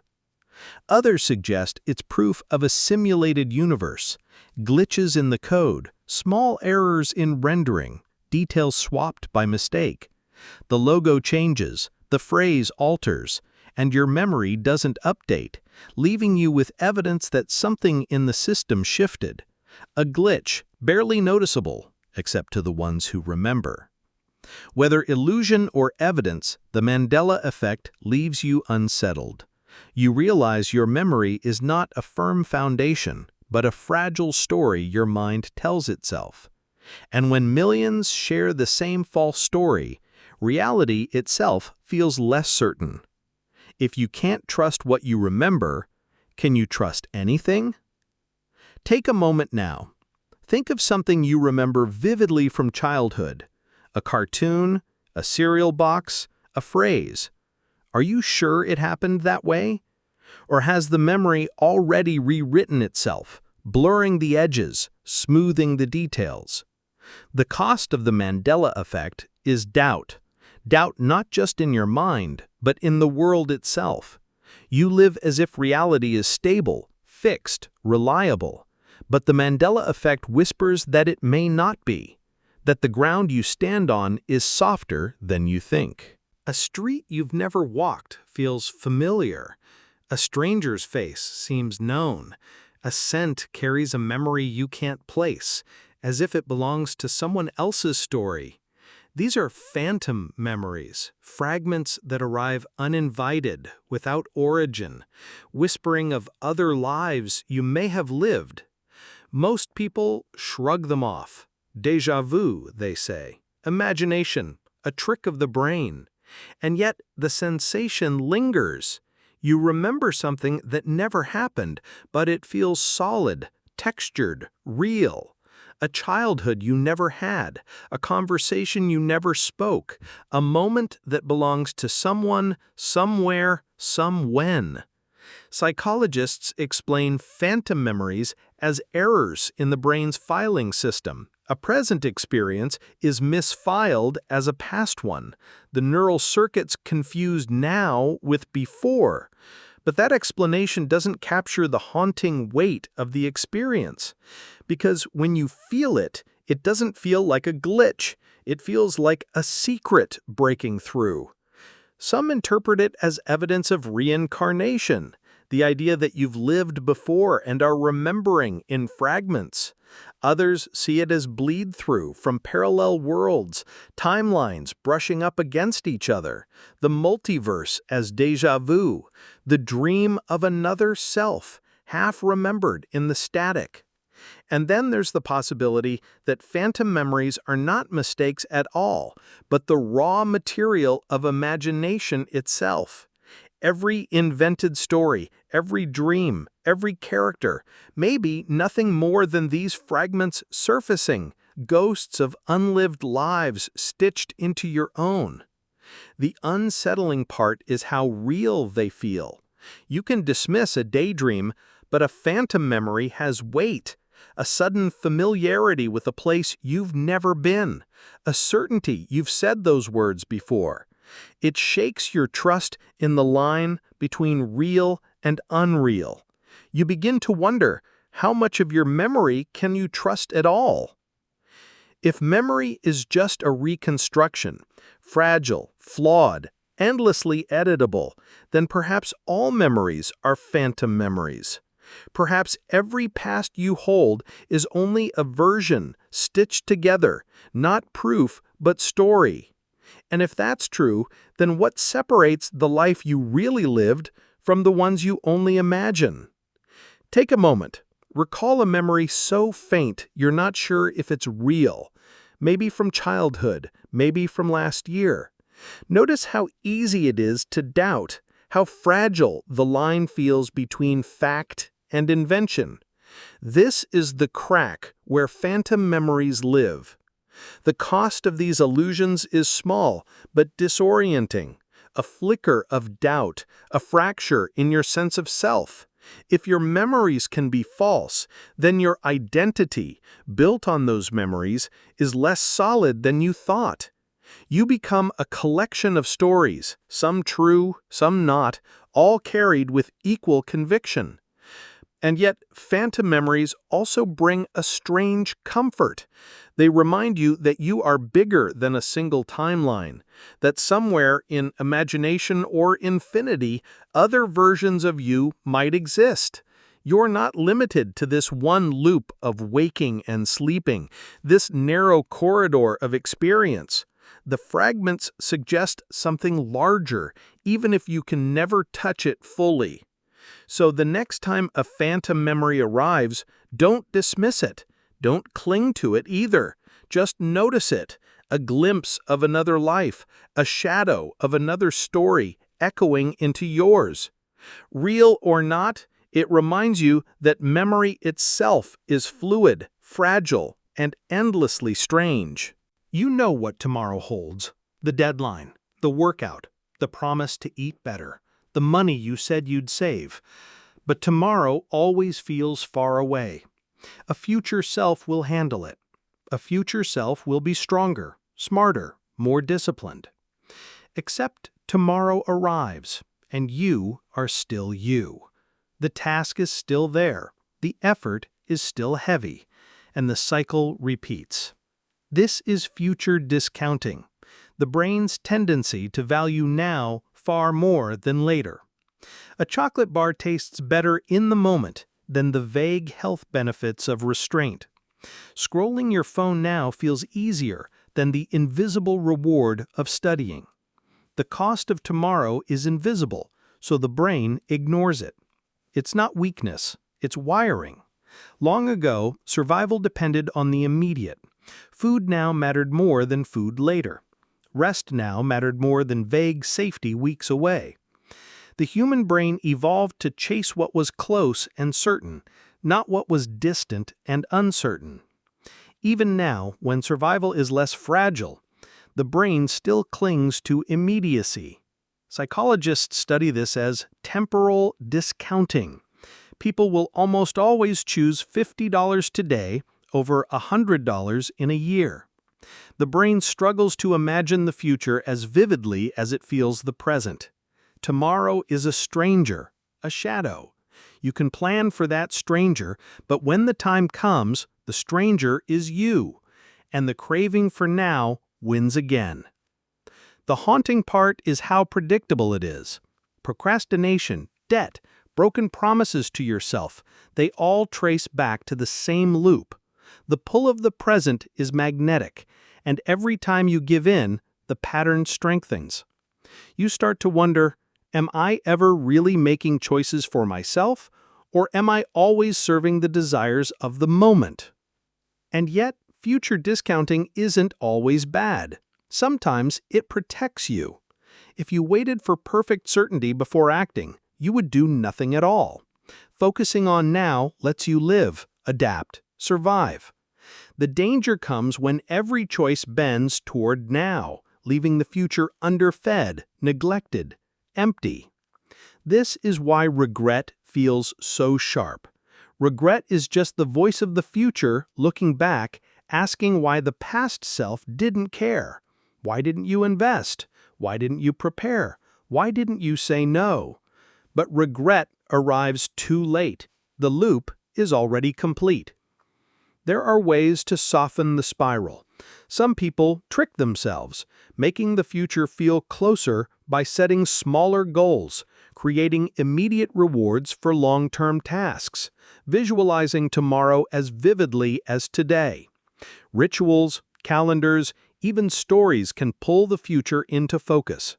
But the struggle never disappears. The pull of now is always stronger. And maybe that's the strange truth. You can't ever fully live for tomorrow. You can only bend the present to include more of the future. Plant the seed now, even if the fruit feels far away. Speak the word now, even if the echo takes years to return. Every action in the present is already shaping the stranger you'll meet tomorrow. So pause. Think of one choice you keep delaying. Notice how it feels heavy now, but lighter in your imagination of later. That is the trap. That is future discounting. The loop that convinces you tomorrow will be easier. But tomorrow will only ever be as strong as what you do today. You glance at the clock. Only a few minutes should have passed, but an hour is gone.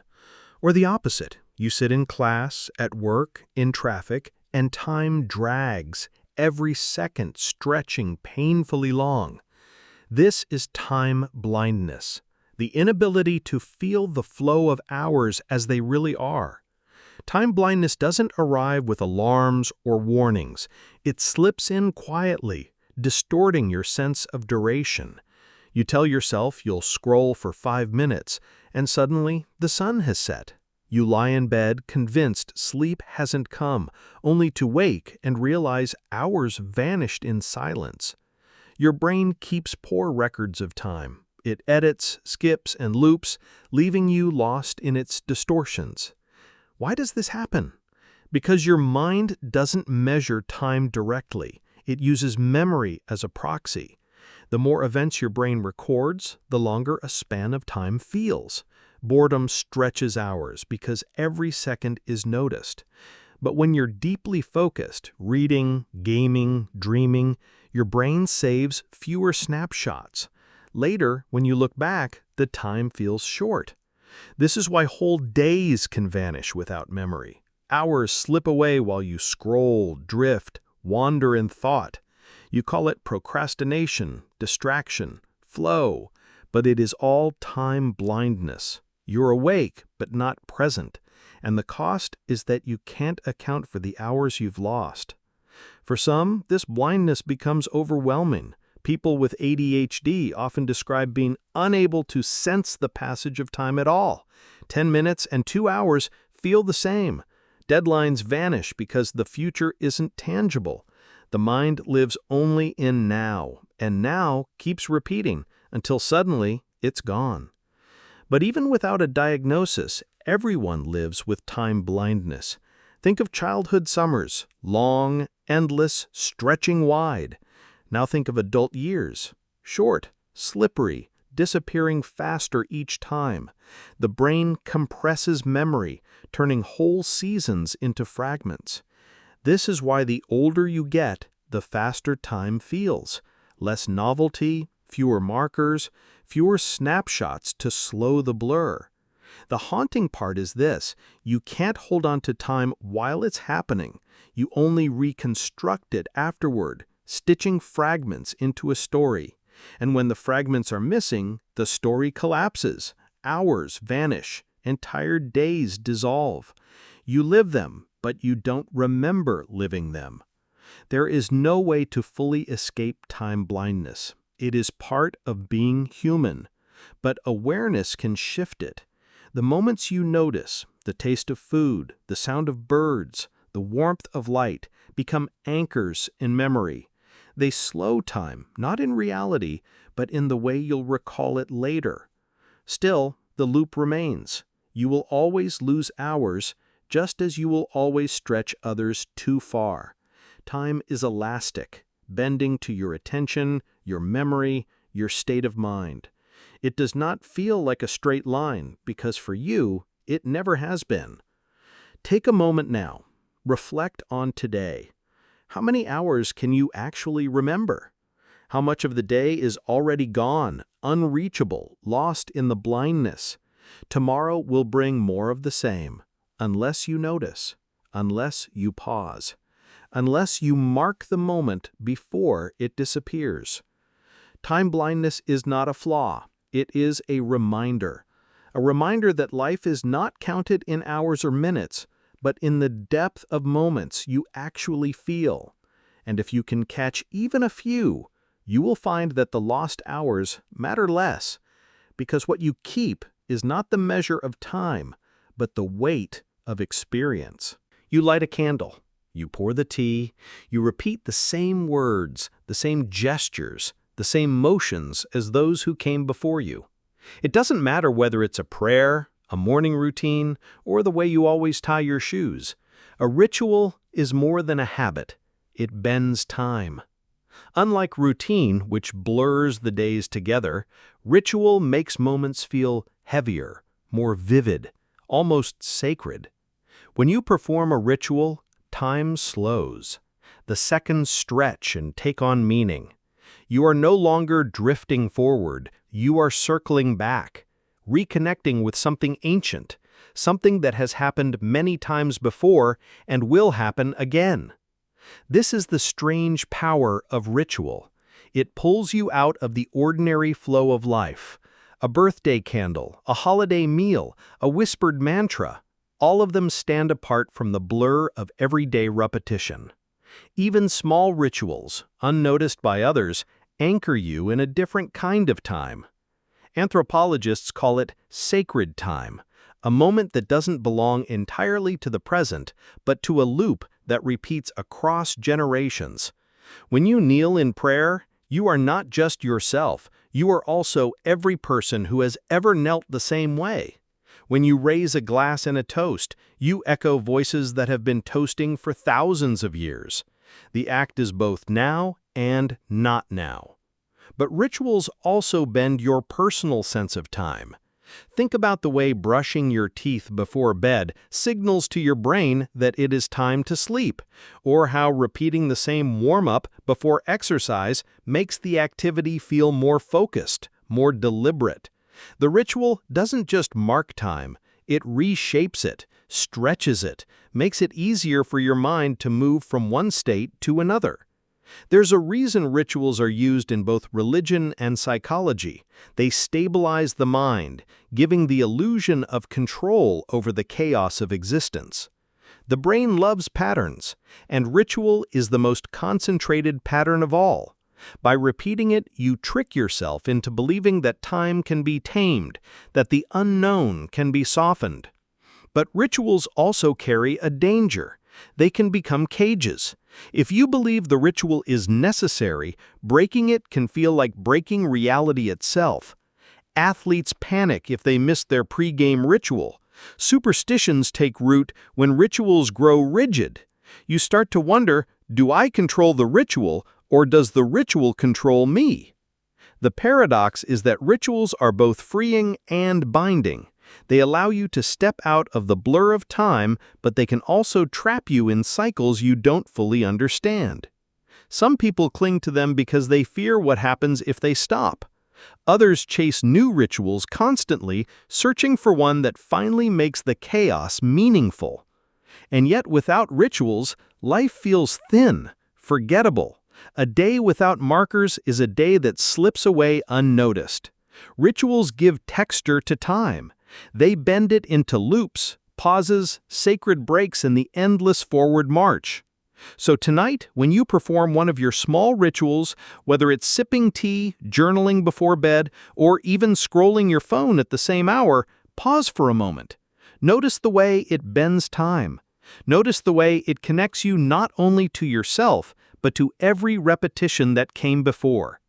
Rituals don't stop time, but they do something stranger. They fold it. They remind you that every moment you live has already been lived and will be lived again. And in that recognition, the ordinary becomes something else, timeless. Wake, work, eat, sleep, repeat. The routine spiral tightens without warning. What begins as structure becomes a prison. The steps are familiar, comforting at first, but after enough repetitions, they begin to blur, and suddenly you realize you've been walking in circles, not forward. The spiral is subtle. Days pass in patterns so predictable that you stop noticing them. You brush your teeth at the same angle. You make the same breakfast. You answer the same questions with the same tone. Conversations replay like echoes. It feels less like living and more like tracing the grooves of a record, spinning on a turntable that never stops. The routine spiral comforts the brain. Predictability lowers anxiety, provides safety, ensures survival. But comfort has a cost.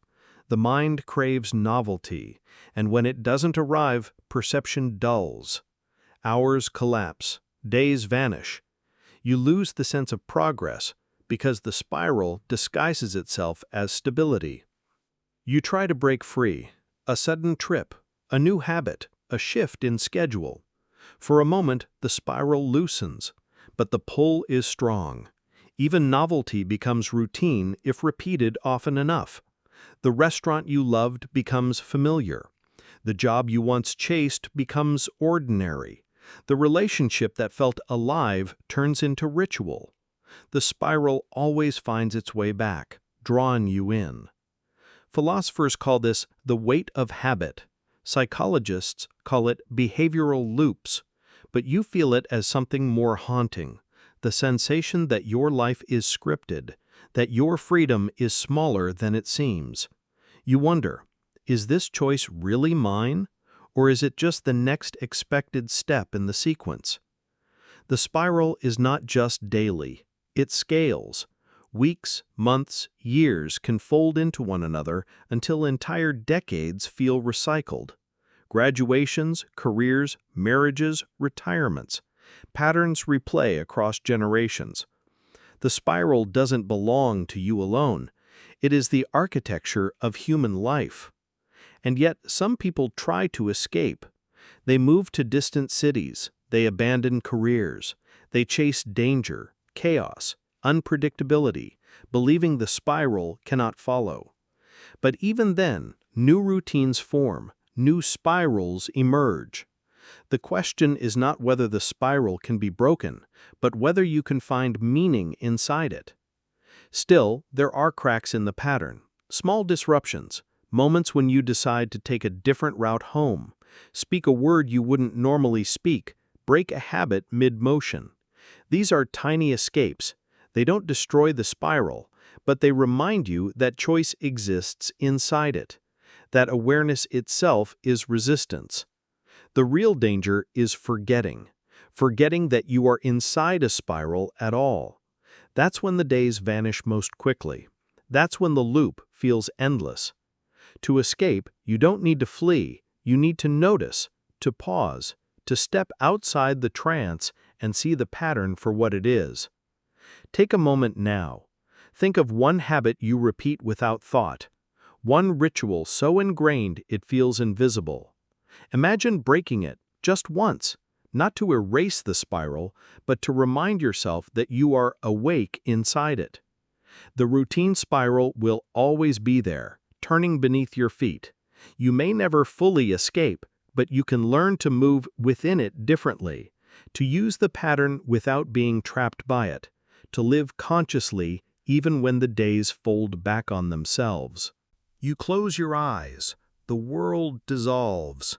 Hours vanish in darkness, replaced by dreams that feel both strange and familiar. Then you open your eyes again. Morning light, the same routine, the same motions. Sleep, wake, repeat.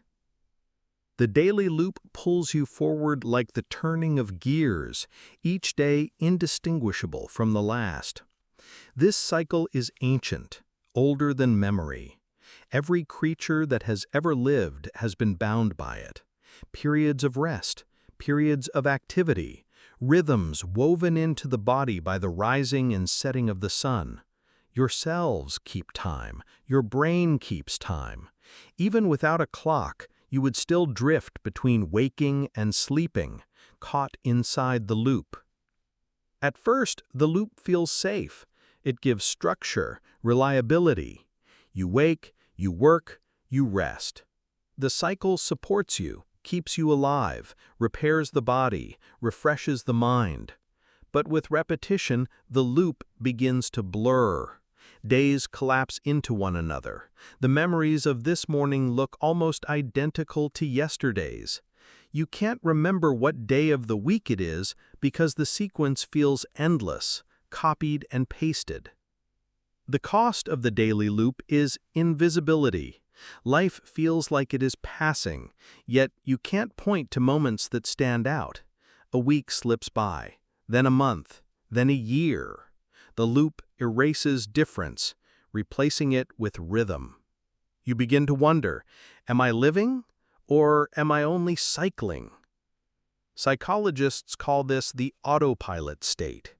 The brain, faced with familiar routines, saves energy by moving through them without conscious effort. You brush your teeth, you walk the same route, you answer the same questions, all without noticing. It's efficient, but it makes time dissolve. Yet within this loop lies mystery. Sleep itself is a paradox. Every night you surrender consciousness. You vanish into dreams that sometimes feel more vivid than waking life. Then, without fail, you return. The pattern has never broken. You've never failed to wake up, not yet. Each time you close your eyes, you trust the cycle to carry you back again. Some philosophers ask whether sleep is a rehearsal for death, a nightly disappearance, followed by rebirth in the morning. If so, then the daily loop is not just routine, but ritual. Each day is a tiny life. Each night is a tiny death. Each morning is a return. And sometimes, within the loop, strangeness appears. You wake and feel you've lived this morning before. You dream and feel you've touched another reality. The cycle isn't just repetition, it is a circle with hidden doorways, places where the fabric of time seems thinner. Still, the question lingers. Can you ever escape the loop? Or is life itself defined by it? Even if you break routine, travel somewhere new, chase novelty, you will still sleep, you will still wake, the rhythm will still return. Perhaps the daily loop is not a trap, but the very structure of existence. So, the next time you wake and feel the pull of repetition, notice it, the weight of the cycle, the strangeness of closing your eyes, vanishing, and reappearing as if nothing happened. The daily loop is both ordinary and uncanny, grounding and unsettling. It is the smallest reminder that life itself is a pattern you cannot break. Sleep, wake, repeat, until the cycle ends for good. Look around you. The lines of tiles on a floor, the rhythm of footsteps on a staircase, the symmetry of leaves on a branch. Patterns are everywhere, and your brain can't resist them. It searches, it notices, it connects. Even when there is no order, your mind tries to invent one. A face in the clouds, a figure in the shadows, a secret code hidden in the noise. This is why your brain loves patterns. It is wired for them. Evolution carved it deep into you. To survive, your ancestors had to detect repetition, the rustle of leaves that meant danger, the seasons that meant food, the behaviors that meant trust or betrayal. Recognizing patterns gave them an advantage. The brain that saw order lived longer than the brain that missed it. But the instinct didn't stop at survival. It became a craving. Your mind feels rewarded when it finds symmetry, rhythm, predictability. That's why music soothes you, why rituals feel grounding, why stories with familiar arcs bring comfort. Patterns create a sense of safety, a feeling that the chaos of life has a hidden logic you can hold on to. And yet patterns can also trap you. The brain finds patterns even when none exist. A gambler convinced that a slot machine is due. A person seeing meaning in random coincidences. Entire belief systems built on imagined links. This is called apophenia, the tendency to see connections in noise. It can be creative, even inspiring, but it can also be dangerous. The cost of loving patterns is uncertainty. When everything looks like a code, you start to question what is real. Is the sequence of numbers on the clock a message? Is the dream you had last night a prophecy? Did this moment already happen, or is it simply a pattern repeating? The line between reality and illusion blurs when the mind is desperate to connect dots. And yet patterns are what make life feel meaningful. Without them, existence would dissolve into chaos. Just sound without rhythm, events without context, days without structure. Patterns let you predict, plan, and imagine the future. They give shape to the loop of time. Philosophers often say that humans are pattern-seeking animals, but perhaps it's more than that. Perhaps reality itself is pattern, and your brain is not inventing it, but tuning into it. Mathematics describes the world in equations that repeat across galaxies. Spirals of shells mirror the spirals of storms, which mirror the spirals of galaxies. The same structures appear again and again, as if the universe itself is written in loops. So why does your brain love patterns? Because maybe they are the closest thing to truth you'll ever touch. The repeating forms suggest order beneath chaos, a rhythm beneath randomness, a loop beneath the arrow of time. Even if you can't fully grasp it, your mind feels it, like a secret code humming just under the surface of reality. But here's the paradox. The more you look for patterns, the more you'll find. Some will be real, some will be illusions, and you may never know the difference. The brain doesn't care. It loves the chase, the recognition, the satisfaction of fitting the pieces together. Wake up, eat, work, sleep, repeat. The days blur into one another, not because you aren't paying attention, but because each day feels like a copy of the last. The same tasks, the same words, the same motions. Life begins to feel less like an adventure and more like a document, endlessly copied and pasted, over and over, until you can't tell the difference between pages. This is life's copy-paste syndrome, the sense that existence has fallen into replication. You are alive, but not progressing. You are moving, but not traveling. The days stack like cloned files, each one nearly identical to the one before. You keep asking, is this really living, or just repetition disguised as time? The mind craves novelty. It sharpens when something new appears, recording the details with clarity. But when life falls into routine, the brain saves energy by compressing the memory. Days collapse into fragments, details fade, and weeks vanish without leaving a trace. It feels like time itself has accelerated, when really it's just that nothing new has marked the days apart. You might notice it most in adulthood. Childhood summers stretched endlessly, each day filled with discovery. But now months fly by in silence. The copy-paste effect erases difference, making the timeline appear smooth, unbroken, almost blank. Some find comfort in this. Repetition brings safety.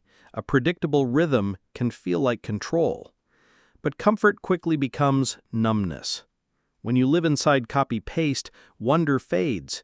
Each sunrise feels recycled. Each conversation feels rehearsed. You are less a participant and more a character acting out lines written long ago. Philosophers might say this is the cost of routine. To survive, we build habits, but habits harden into cages. You start to feel like a machine, carrying out loops with little variation. And once you notice the syndrome, the question rises like a shadow. How much of your life has already been lived? How many pages have you copied without realizing? Science too has a perspective. Neurologists say the brain encodes novelty more deeply than repetition. A vacation week filled with new sights feels longer in memory than a year of identical workdays. Copy-paste compresses the record of your life. You may live for decades, but memory will feel it much shorter. And yet, the copy-paste syndrome is not only a trap, it can also be a signal. It tells you that you've stopped noticing, that your awareness has dulled, that you've surrendered to the loop. It doesn't mean the loop is eternal. It means the door is waiting. Breaking the syndrome doesn't always require radical change. Sometimes a small disruption, a new path to work, a different breakfast, a fresh question asked of a friend, can break the pattern. The moment you notice difference, time stretches again. The days regain texture. Life feels less like a copied file and more like an original creation. Still, there's an eerie thought beneath it all. What if copy-paste is not just perception, but reality? What if time itself recycles, feeding you the same days again and again in slightly altered form? Perhaps routine is not only human design, but cosmic structure. Maybe life really is a document, endlessly duplicated, endlessly reread. You felt it before. The weight of a mistake looping endlessly in your mind. The words you wish you hadn't said. The choice you wish you hadn't made. The road you wish you hadn't taken.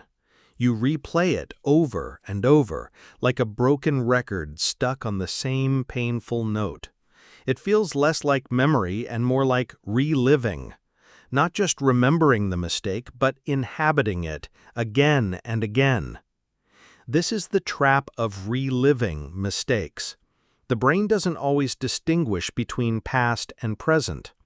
When you recall an event with vivid detail, your body reacts as if it's happening now. Your pulse quickens, your stomach knots, your chest tightens. The past floods into the present, dragging you backward into the very moment you hoped to escape. Some call it rumination, the mind circling endlessly, chewing on regret. Others see it as punishment, your brain refusing to let go until the lesson is learned. But what if it's something deeper? What if, in some way, you really are repeating the mistake, not just in thought, but in time itself? History suggests patterns. Entire civilizations relived their mistakes. Wars reignited, greed returned, promises broken. On the personal level, the same cycle plays out, repeating toxic relationships, revisiting old habits, falling into familiar traps.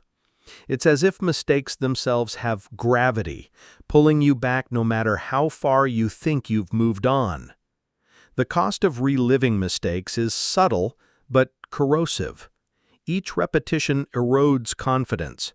You begin to feel trapped, as if your life is not moving forward but circling a narrow track. You try to change, but the same errors appear in new disguises. You ask yourself, am I cursed to repeat this, or am I choosing it without realizing? Psychologists argue that the mind's obsession with mistakes is evolutionary. Remembering danger, like touching fire or eating poison, kept our ancestors alive. Better to relive the mistake endlessly than risk repeating it in ignorance. But in modern life, the mechanism becomes cruel. Instead of protecting you, it imprisons you, making you live the pain over and over. And yet, there is something haunting in the idea that mistakes might not only repeat in memory, but in reality. Some philosophers whisper about eternal return, the possibility that every event in your life plays out endlessly, forever looping. If that's true, then your mistakes are not just scars, they are eternal companions, destined to be lived again and again. But perhaps there is another way to see it. If mistakes repeat, maybe they're not prisons, but invitations. Each return is a chance to do differently, to step outside the cycle. The mistake appears again not to trap you, but to ask you, are you awake this time? Will you notice the loop? So when you find yourself reliving a mistake, don't dismiss the sensation. Notice the repetition. Feel the way your mind drags you back into the same room, the same words, the same choices. Maybe it's only memory, or maybe it's something larger. Time itself giving you another chance. You've been told time is an arrow. It moves forward, always forward, from past to present to future, a straight line stretching endlessly in one direction. The arrow gives structure to everything, cause leading to effect, birth leading to death, beginnings leading to endings. But what if the arrow is an illusion? What if time is not a line but a circle? The arrow of time is rooted in entropy, the law of disorder. A glass shatters but never reassembles. Smoke rises but never returns to the match. Systems move from order to chaos, giving time its direction. But beyond physics, beyond entropy, the sensation of time's arrow lives in you. Memory only flows one way. You remember yesterday, but not tomorrow. You carry the past behind you like luggage, never the future. And yet whispers of the circle linger. Ancient cultures saw time as cyclical, seasons returning, lives reborn, histories repeating. The sun rises, sets, and rises again. The moon waxes and wanes only to return. In the circle, there is no final destination, only recurrence. Everything you live will come back around. Science sometimes hints at the circle, too. If the universe expands outward forever, the arrow holds. But if it collapses back in on itself, as some theories suggest, then time may loop, folding everything into repetition. The Big Bang at the beginning might be the echo of a universe that has collapsed and reborn endlessly. Not a line, but a circle, an eternal return. Philosophers like Nietzsche imagined this eternal return in human life. Every choice you make repeating infinitely. Every joy and mistake replayed forever. The thought is unsettling. If time is a circle, then your life isn't a single journey, but a loop you've walked countless times before and will again. You may feel this circle in smaller ways. Deja vu, the sense of reliving a moment. History repeating itself in patterns too familiar to ignore. Personal mistakes revisited, as if you are destined to try again and again. The arrow says you are progressing, but the circle whispers you are only looping. The cost of believing in the circle is heavy. It robs progress of its meaning. If everything repeats, nothing is ever truly new. The future is only the past, dressed differently. But the circle also carries comfort. If everything returns, then nothing is truly lost. Endings are illusions, and what disappears will eventually come back. Still, you wonder, is time truly an arrow pulling you toward a final end, or is it a circle drawing you back into what you thought was gone? Perhaps it is both, the arrow only visible within the circle only visible from outside the arrow. The arrow of time says you cannot go back.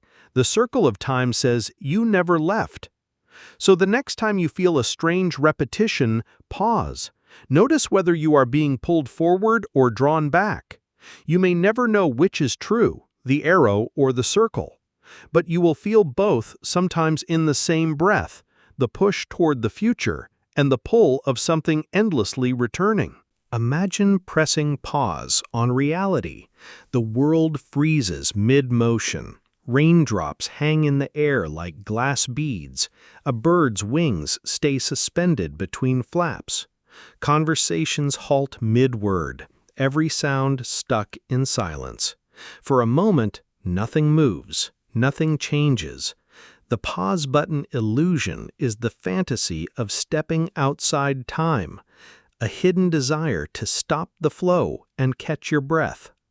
You've felt hints of it before, moments when the world seems to hold still, walking into an empty street at dawn, the hush before a storm, the silence after someone asks a question no one can answer. For a breath, everything feels frozen, the illusion of pause. But the pause never lasts. Time resumes, dragging you forward whether you're ready or not. The rain falls, the bird flies, the conversation picks up. Still, the longing remains. What if you really could press pause? What would you do with it? Psychologists say the pause button illusion is tied to control. Life moves too quickly, decisions race past, and you crave the ability to slow it down, to examine each moment without consequence. Children often dream about stopping time, sneaking past rules, fixing mistakes, or simply resting in a still world. Adults carry the same fantasy in quieter ways, pausing to prepare the right words, pausing to savor fleeting joy, pausing to escape the weight of endless responsibility. But imagine the cost of pressing pause. If the world stops and only you move, would you be alone in a silent museum of frozen people? Would you wander streets where cars hang motionless, conversations cut in half, eyes unblinking forever? The power to pause time might feel less like freedom and more like exile. The illusion also appears in memory. You replay moments in your mind as if you could hold them forever. The hug you didn't want to end, the last words of someone you miss, a perfect evening that slipped away too quickly. Memory feels like a pause button, but it's a trick. The moment isn't frozen, it's gone, and what you hold is only a shadow. Philosophers wonder if the pause button is even possible. Time is not just motion, but existence itself. To stop time might mean to stop everything, including yourself. Without motion, there is no perception, no thought, no awareness. The pause button may be a paradox. To press it is to erase the very self that wanted the pause. And yet the illusion persists. You catch yourself wishing for it at the end of a long day or in the middle of a precious one. The desire to pause is less about physics and more about longing for stillness, for control, for permanence in a fleeting world. But maybe you already have a kind of pause button, not in machines, not in clocks, but in attention. When you sit still and notice the present moment, the sound of your breath, the hum of a distant car, the weight of your own body, you step out of the rush. The world doesn't stop, but it slows. The illusion becomes real, if only inside your mind. You've felt it before. A single hour stretching endlessly, each second dragging across your skin like a heavy weight. Then, on another day, hours vanish in a blink, swallowed whole without leaving a trace.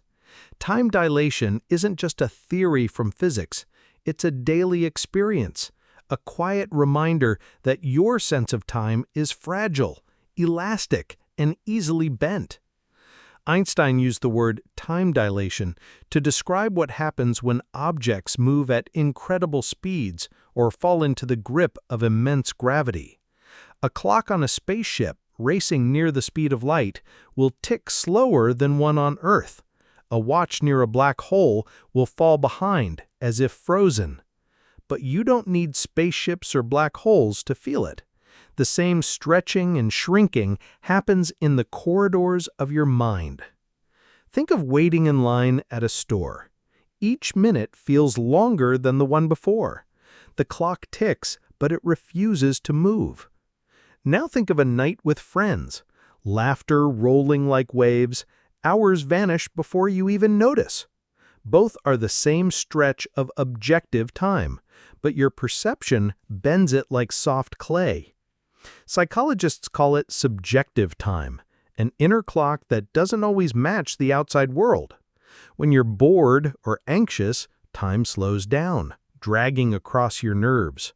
When you're deeply absorbed, it speeds up, vanishing before you can hold it. In this way, your own brain acts like a small black hole bending time around emotion, focus, and memory. And yet, there's something eerie about how unreliable this inner clock can be. If you can't trust your sense of minutes and hours, can you really trust your sense of days and years? Perhaps your childhood felt endless, each summer stretching like an eternity. But now, as the years pass, they seem to accelerate. Decades vanish like weeks. Time dilation is not just about moments, it's about life itself. Some scientists believe this happens because of novelty. When you're young, every experience is new, and your brain records it in rich detail, making time feel full and long. As you age, routines take over. Days become predictable, and your brain saves energy by compressing the memories. Fewer details, shorter impressions. Life feels faster, even though the clock hasn't changed. The cost of this realization is subtle but haunting. If time feels faster the longer you live, then the future may arrive before you're ready, rushing past in a blur. You wonder if you were truly living or just watching the river of time accelerate until it disappears. And yet there's also an opportunity. If novelty stretches time, then seeking new experiences can slow it down again. Travel somewhere unfamiliar, learn something strange, step outside the repeating loop. In those moments, time dilates again, not because of physics, but because of perception. You can bend your own life's timeline by choosing how you fill it. Still, the mystery lingers. What if subjective time isn't just illusion?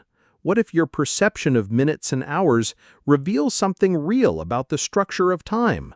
What if boredom truly does slow it down, and joy truly does speed it up, not just in memory, but in reality itself? You glance at the clock, 3:33. You blink, look again, still 3:33. Minutes refuse to pass, time stalls, and the numbers stare back at you like an unblinking eye. Other nights, you wake at the same exact hour, 2:22, 4:44, again and again, as if the clock itself is caught in a loop. These moments are unsettling, not because they're impossible, but because they feel too precise, too scripted. The uncanny hour is when clocks seem to glitch, when time stops behaving like the smooth river you expect. You notice the hands freeze, or jump, or circle back in ways they shouldn't. Sometimes it's digital, a glowing set of numbers refusing to change. Sometimes it's internal, the sensation that an hour has stretched too long or vanished entirely. Psychologists might tell you it's perception. The brain, caught in patterns, notices repetitions that would otherwise be meaningless. You don't remember all the times you wake up at random hours, only the ones that align into a strange sequence. The uncanny hour is, by this logic, coincidence amplified by attention. But if you've lived it, you know it feels like more than chance. The stillness of 3:33 holds weight, a pause in reality. You sense the machinery of time skipping, as though the system behind the world stuttered for a second and forgot to hide it. Technology doesn't always help. Digital clocks sometimes freeze, reset, or repeat numbers due to tiny errors. But when your inner sense of time matches the glitch, when your body wakes at the same uncanny hour over and over, it no longer feels like hardware failure. It feels like a crack in the code of reality itself. Cultures across the world have long given meaning to repeating numbers. The so-called angel hours, symbolic patterns said to carry messages. 3:33 for balance, 4:44 for protection, 11:11 for synchronicity. Rational minds dismiss this as superstition. Yet the persistence of the uncanny hour across cultures suggests the human mind instinctively seeks meaning in temporal glitches. The cost of these experiences is unease. You begin to distrust the clock, to suspect that the steady march of minutes is less stable than you thought. If time can stall, skip, or loop at the smallest scale, what does that say about the larger structure of reality? If an hour can repeat, could an entire life? And yet, there is also wonder. The uncanny hour invites you to notice time itself, to see the clock not as background noise, but as a living, strange presence. When you wake at the same hour night after night, you feel chosen, summoned, as if some unseen rhythm is calling you to attention. Perhaps it's nothing. Perhaps it's only coincidence, perception, and restless sleep. Or perhaps it's something more, a glimpse into the fragile scaffolding that holds reality together. The uncanny hour becomes a reminder that time is not as solid as we pretend, that even the simplest device can expose cracks in the illusion. You've heard it before. History repeats itself. The phrase is so common it feels cliché, yet every time the world circles back to an old mistake, you can't help but feel the weight of the pattern. Wars fought for the same reasons, economies rising and collapsing in familiar rhythms, leaders rising to power with the same promises, the same failures. The details shift, but the melody remains unchanged. When history repeats itself, the present feels less like progress and more like a loop. You wonder if humanity is truly learning or if we're trapped inside cycles we can't escape. The faces change, the technology evolves, but the storylines return as if scripted. Some historians call this the rhythm of civilizations. Empires grow, peak, decline, and fall. Then others rise in their place only to follow the same trajectory. It's as if societies are bound to laws as inevitable as gravity, pulled through stages of ambition, expansion, corruption, and collapse. The loop doesn't just belong to individuals, it belongs to all of us. But the feeling of repetition isn't only about nations. It lives in your personal life too. Relationships follow familiar arcs. Mistakes you swore never to repeat circle back. You find yourself in the same arguments, the same regrets, the same decisions dressed in slightly different clothing. History repeats not just on the grand scale, but in the smallest corners of your existence. Why? Some say it's because memory is short. Each generation forgets the lessons of the last, and so the same errors play out again. Others believe it's something deeper, that time itself is cyclical, not linear, and all events must reoccur. The wars and loves and mistakes are not accidents, but inevitabilities. The cost of believing this is heavy. If history always repeats, then maybe nothing ever truly changes. Your choices, your struggles, your triumphs, perhaps they are less unique than you imagine, destined to fade into patterns that will play again. It raises the uncomfortable thought, are we living in progress or in reruns? And yet there is a strange comfort too. If history repeats, then joy also returns. Celebrations, discoveries, revolutions of thought, they don't vanish forever but come back around in new forms. Cycles mean renewal as much as repetition. Spring follows winter. Dawn follows night. Still, the repetition lingers with unease. You watch events unfold and feel you've seen them before, not just in books, but in the marrow of time. You begin to wonder whether you are caught inside a cosmic pattern, endlessly looping through stages already written. Some philosophers suggest the key lies not in escaping the loop, but in becoming conscious of it. To notice the repetition is to see the structure of time more clearly. Perhaps history doesn't repeat because it must, but because we refuse to break the rhythm. To change the loop, you must first see it. A stranger smiles at you in passing. Their face is unfamiliar, yet something in you insists you've seen it before. A conversation begins, and it flows too easily, like words rehearsed in another lifetime. The question forms on your lips almost without thinking. Have we met before? The paradox is unsettling because both answers feel wrong. If they say yes, you wonder why you don't remember. If they say no, you wonder why the familiarity clings so tightly. It's as if memory itself is lying, or leaking, or replaying scenes from another timeline. Psychologists suggest this sensation comes from the brain's pattern recognition. You meet countless faces in passing, on trains, in crowds, in dreams. Later, when you see someone new, your mind searches for matches, stitching fragments into an illusion of recognition. But the explanation feels too thin, because sometimes the familiarity cuts deeper than a glance in a crowd. Sometimes it feels like history, as if you've spoken these words before in a place you cannot name. Spiritual traditions offer other answers.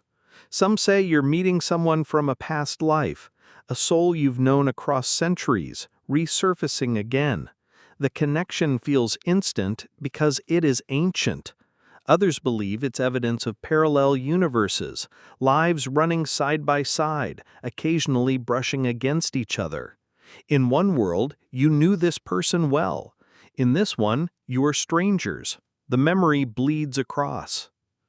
Science, too, entertains peculiar possibilities.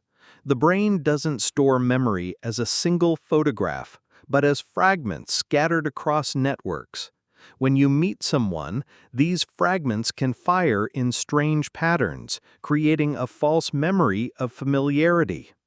But if time is not linear, if consciousness extends beyond the present, then maybe what you feel is not false at all. Maybe it's recognition of another loop, another cycle, another version of the same story. The cost of this paradox is doubt. Every time the question arises, have we met before, you're forced to confront the possibility that reality is less solid than you think. Either memory is unreliable or time is porous. Either your brain is tricking you or you are catching echoes of another existence. None of the options sit comfortably. And yet, there's wonder in it too. A sudden warmth when you meet a stranger and feel instantly at home. A connection that bypasses explanation, as if the universe itself is nudging you, whispering, "Yes, you've been here together before." These moments can feel like fate, like the repetition of a bond too strong to be erased by time. But the paradox remains unsolved. Were you simply primed to feel this way, or are you genuinely remembering across lifetimes, across timelines, across loops of existence? The question has no final answer. All you're left with is the experience, the spark of recognition in the eyes of someone who should be unknown. Imagine this: every moment of your life, every laugh, every mistake, every heartbreak, repeats forever. Not once, not twice, but endlessly. You live this exact life again and again, with no variation, no escape. The theory of eternal return suggests that existence is not a line, but a wheel, turning eternally, carrying you back to the same starting point every time. This idea is ancient. Hindu cosmology spoke of endless cycles, worlds destroyed and recreated in infinite loops. The Stoics believed the universe burns itself to ash, only to rise again, identical in every detail. And in the 19th century, Nietzsche revived the thought experiment as a challenge. If you had to live this life infinitely, would you embrace it or despair? The eternal return unsettles because it strips away the illusion of change. You think of your life as progress, moving forward, learning, becoming someone new.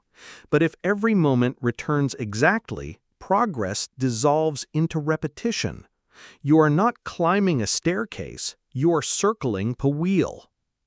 Science neither confirms nor denies the theory, but hints linger in physics.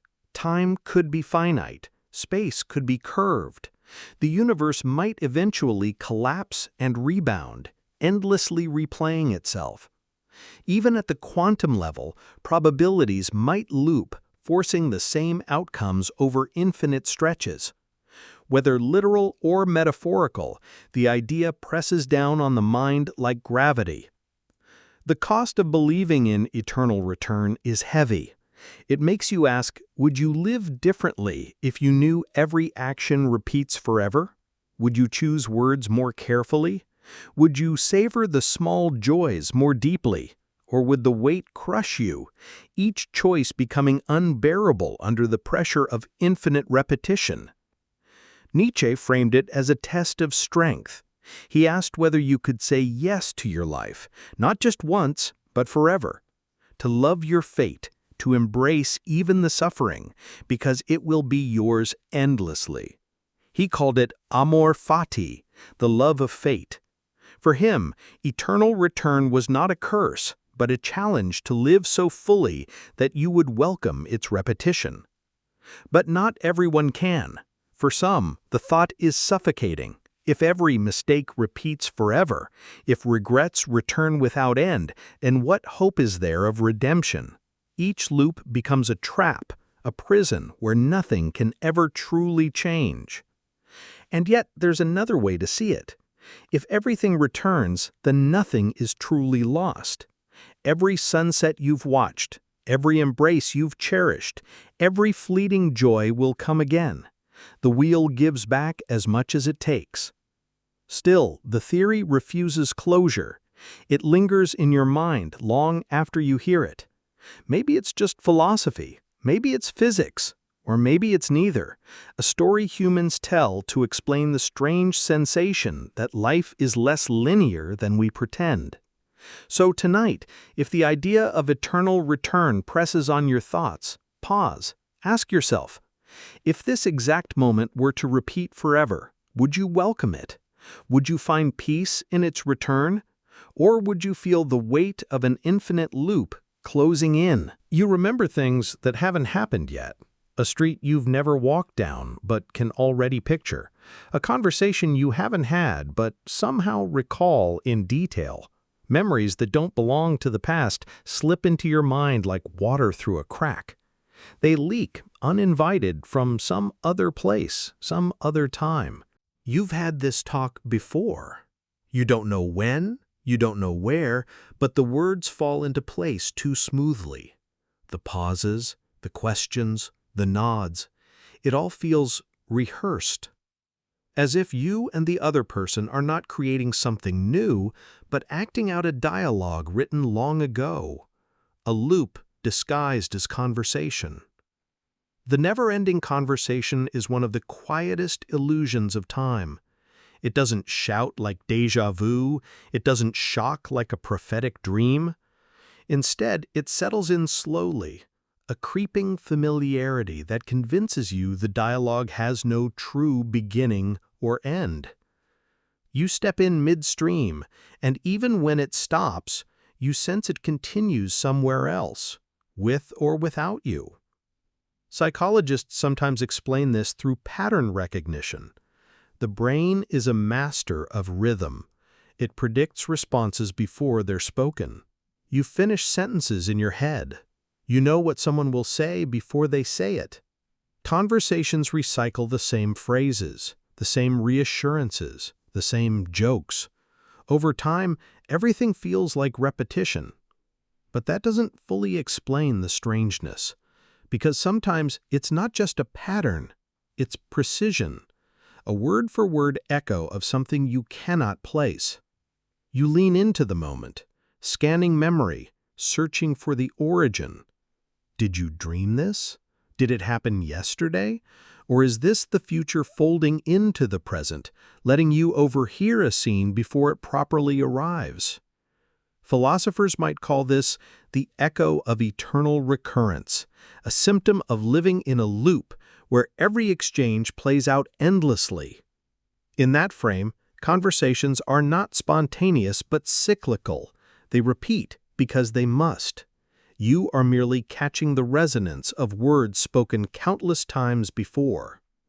There's a cost to sensing the never-ending conversation. It makes you doubt spontaneity itself. Are you truly choosing your words, or are you just repeating lines assigned to you?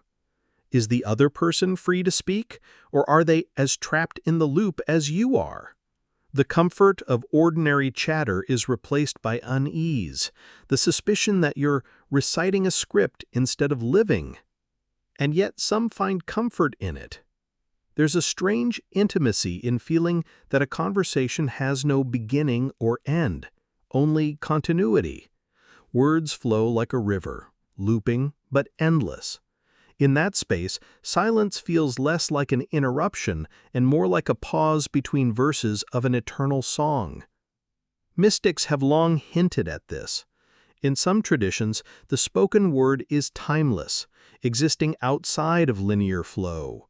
Every utterance reverberates forever, an infinite conversation stitched into the fabric of reality.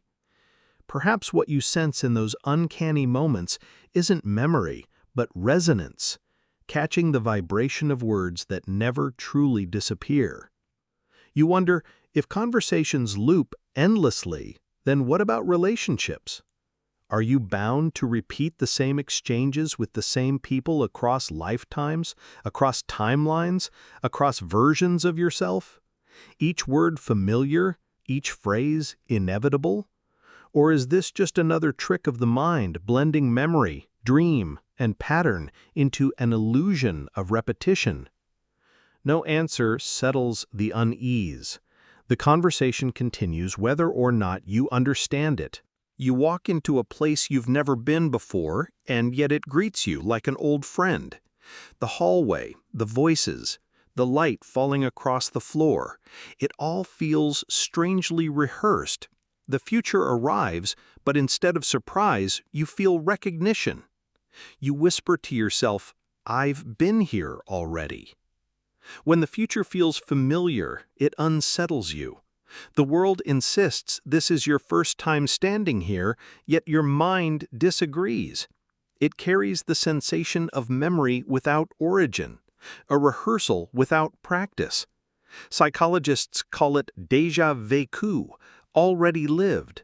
It's a cousin of déjà vu, but deeper, heavier. Not just a flash of recognition, but an entire stretch of experience drenched in familiarity. Theories rush in to explain it. Some scientists say it's a misfire in the brain's memory circuits, the present mistaken for the past, a neurological hiccup, harmless but strange.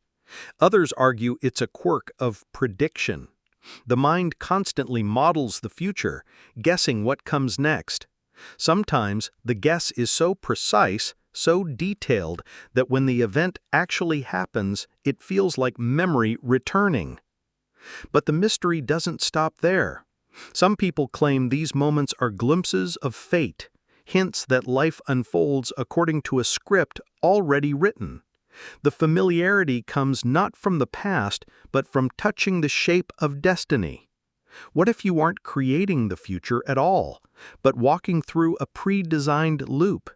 The sense of familiarity is simply recognition, your soul remembering what it already knows will come. You might laugh this off until it happens to you in a way too sharp to dismiss. A stranger says a sentence word for word as you recall it. A scene plays out with uncanny exactness, not vague, not general, but perfect.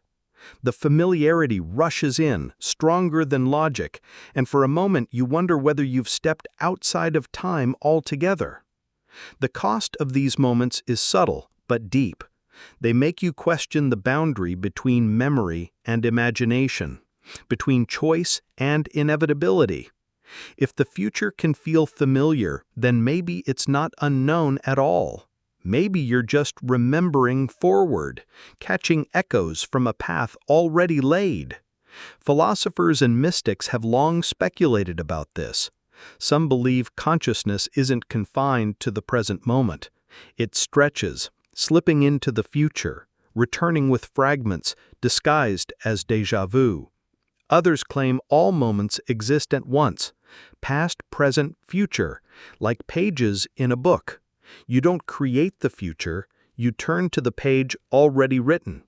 The familiarity you feel is recognition, not prophecy. Still, there's another possibility. Perhaps the brain, desperate to find patterns, simply tricks you. It stitches together fragments of memory and prediction until the present feels like something remembered. The sensation is real, but the cause is illusion. Comforting, maybe, but it doesn't erase the unease. You can't stop the question from lingering. Why does the future sometimes feel like the past? Why does your mind carry memories of things that haven't yet happened? The science is incomplete, the philosophy unresolved. You are left with the sensation itself, unexplained, haunting, strangely beautiful. You dream, and when you wake, the images fade. Most dreams vanish quickly, dissolving into fragments you can't hold on to. But sometimes a dream lingers. Days later, you find yourself standing in a scene you swore you already lived, in sleep. The faces, the words, the small details exactly as they appeared in your mind. You pause and wonder, was this a coincidence or was it prophecy? Prophetic dreams have haunted humanity for centuries. Stories of kings warned of disaster in their sleep. Tales of ordinary people who dreamed of accidents only to watch them unfold in daylight. These moments blur the line between memory and premonition. Did your mind predict the future, or did you slip into it early, visiting a moment before it arrived? Psychology offers explanations, though none feel complete. The brain is a pattern-making machine. Every night it sorts through fragments of memory, stitching them together into stories. Dreams often pull details from your life, faces glimpsed, words overheard, anxieties buried. When the future eventually brings something similar, it feels like prophecy, a trick of recognition, not foresight. But that explanation doesn't erase the sensation. It doesn't stop the chill when reality matches the dream exactly. Some scientists argue that memory itself is unstable. You might dream something ordinary, forget it, and later misremember the dream as having predicted what actually happened. A glitch in recall, not a glimpse into tomorrow. Still, other theories wander further into mystery. Time, some suggest, may not be as linear as you think. The present and future could be entangled, rippling into one another. Perhaps the mind, in dreams, slips sideways, catching glimpses of what has not yet unfolded. Not prophecy, but a leak in the wall of time. The experience leaves you uneasy. You wake from a dream of an unfamiliar place, and weeks later, you walk into it exactly as you saw it. You dream of words spoken, and one day they arrive, syllable for syllable. It's too precise to dismiss, too eerie to ignore. You begin to question whether time is flowing forward at all, or whether it folds back on itself in loops, letting your mind brush against what's to come. The cost of these prophetic dreams is unease. You become hyper-aware of what you dream. You look for patterns, for clues. You ask yourself whether every strange image is a message. Some people chase this, keeping dream journals, convinced they are mapping the future. Others try to push it away, treating dreams as noise, dismissing any hint of meaning. But once you've experienced it, once you've dreamed something that later arrives in reality, the doubt never fully disappears. Are dreams simply the brain tidying itself, or are they time slips, brief windows into another part of the circle? If time is not a line, then maybe sleep isn't just rest. Maybe it's travel. Maybe every night the mind drifts across boundaries it doesn't understand, pulling back fragments from places it was never meant to go. There is no certain answer. Science shrugs. Philosophy wonders. Spiritual traditions claim dreams as messages, visions, warnings. You are left with the experience itself, undeniable and unexplainable.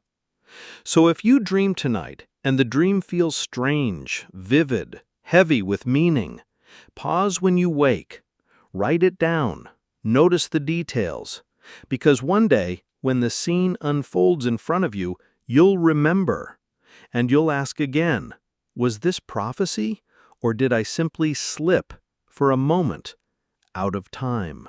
Time feels like a line, you're told, that runs forward, from beginning to end, from birth to death, from past to future. But every so often, the illusion cracks. You sense it when days blur together, when déjà vu stutters reality, when history repeats with eerie precision. You ask yourself, is time really a line, or is it just a loop? Imagine a circle drawn in sand. Wherever you stand, the path ahead and the path behind look the same. There is no true beginning, no final end. Ancient cultures saw time this way. The Mayans, the Hindus, the Stoics, they all believed life unfolded in cycles, endlessly repeating, seasons folding into each other, souls returning, civilizations rising and falling again and again. To them, time wasn't progress, it was recurrence. Modern science tells another story. It gives you clocks, calendars, entropy. It insists the arrow of time moves forward, pulled by the second law of thermodynamics. Disorder increases, heat spreads, stars burn out. But even physics whispers contradictions. At the quantum level, time doesn't flow neatly forward.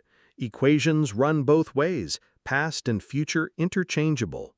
Some scientists argue that what we feel as time might just be perception, a trick of consciousness stitching events together. If that's true, then the loop might be closer to reality than the line. Perhaps each moment doesn't vanish. Perhaps it circles, waiting to return. Maybe when you sense you've lived a moment before, you're not imagining it. You're glimpsing the loop, brushing against the same point on the circle again. You wonder, if time is a loop, then what does that mean for your choices? Do you have free will, or are you destined to repeat the same script forever? Every word spoken, every mistake made, every joy and every loss, returning again and again without end. Nietzsche called it the eternal return, and he warned that if it were true, the question becomes, would you embrace it? Could you live each day knowing you will live it countless times more? Most people avoid the thought. It's too heavy. It presses down with the weight of inevitability. But the loop doesn't always feel like doom. Some see comfort in it. If time is a circle, then nothing is ever truly lost. Moments return. Love returns. Even you yourself return, over and over. In a loop, there is no permanent goodbye, only endless repetition. Still, the cost of imagining time as a loop is unsettling. You stop seeing progress as progress. Achievements blur, because if everything repeats, then nothing is truly new. The illusion of moving forward dissolves into the suspicion that you are walking in circles, endlessly retracing steps. Science, philosophy, spirituality, each offers an answer, none complete. Is time a line? Is it a loop? Or is it something stranger, something the human mind cannot yet grasp? For now, all you can do is notice the sensation when it comes, the days that feel recycled, the conversations that echo, the moments that press down with a heavy familiarity. Ask yourself, is this the first time, or have you stood here before? The truth may never be clear, but the question itself is enough to remind you that time is not as solid as it seems. So if tonight the thought circles in your mind, If you find yourself wondering whether you're moving forward or walking in a loop, pause. Feel the weight of the question. Let it linger. Because maybe the answer isn't whether time is a line or a circle. Maybe the answer is that it's both. The infinite Monday illusion. Monday arrives again. The alarm sounds, the same notes you've heard 100 times before. You drag yourself out of bed, the air thick with the familiar heaviness of a week beginning. The infinite Monday illusion isn't just about the day itself, it's about the weight of repetition, the feeling that no matter how many times you move forward, you are always being pulled back to the same starting line. It begins with the clock, with schedules carved into stone. Wake up, commute, emails, meetings, routines. Each Monday stretches out like a road you've already walked 1,000 times, every step mapped, every landmark known.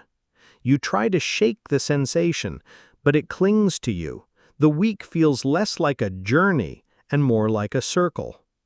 The illusion comes from the mind's way of processing time. Our brains crave novelty, markers that distinguish one day from another. Without them, days blur. And Mondays, by design, repeat themselves almost perfectly. The same desk, the same greetings, the same tasks lined up in the same order. Even if small things change, they dissolve under the sheer gravity of the routine. Monday begins to feel eternal, a day that stretches not across hours, but across lifetimes. You wonder, am I moving forward or am I trapped? Is this week new or is it just a replay of the last one? The calendar insists on progress, but the sensation tells another story. You aren't climbing, you are circling. The infinite Monday illusion can feel suffocating, but it also reveals something deeper. The way we structure our lives, work, school, routines, creates loops that trap us not just in days, but in decades. You blink, and years vanish, each Monday stacked on top of the next like identical bricks. You may change jobs, cities, even relationships, but still, Monday returns, unchanged, as if mocking your attempts at freedom. It is not just routine, it is psychological time dilation. When moments are predictable, they shrink in memory. Days collapse into one another. The mind doesn't bother to record the details. What remains is the sensation of repetition, the heavy echo of Mondays stretching forever. You try to resist it. You tell yourself this Monday is different, that something will break the cycle. Maybe a new project, a spontaneous choice, an unexpected conversation. And sometimes it works. For a moment you see the pattern crack, but then the structure reasserts itself. The illusion settles back in. You're right where you started, carrying the weight of an endless beginning. The cost of the infinite Monday illusion isn't loud or obvious. It's quiet. It's the fading of excitement, the erosion of the sense that time is moving anywhere meaningful. You begin to feel like life itself is recycling, that progress is a mirage, that you're caught in a loop disguised as a ladder. Some people lean into it, embracing the stability. They find comfort in knowing exactly what Monday will bring, and maybe that comfort is enough. Others feel the need to break it, to throw themselves into change just to escape the drag of repetition. But even then, Monday follows. It doesn't vanish. It waits. If you feel the infinite Monday illusion pressing on you, pause. Notice the cycle for what it is, a trick of memory, a trick of routine, a trick of the mind's craving for difference. Mondays aren't infinite, but they can feel that way when life becomes too predictable. Break the sequence in even the smallest way. Write a new note into the loop. Because the only way to escape an endless Monday is to remind yourself that time, despite the illusion, still moves forward. Living the same day twice. You wake up and the light feels familiar. Not just familiar in the way mornings always are, but familiar in a heavier sense, as if you've opened your eyes into a day you already lived. The sounds around you fall into place exactly as before, the rhythm of footsteps, the murmur of voices. The sequence feels rehearsed, like stage directions being followed again without variation. You move through the motions, you answer questions you feel you've already heard, you make gestures that seem copied from a script you don't remember writing. The world feels like it's stuck on repeat. Living the same day twice isn't always about magic or science fiction. Sometimes it's about the sensation that routine has hardened into something unbreakable, a cage disguised as a calendar. You wonder if this is déjà vu stretched thin, stretched out so wide it covers entire hours.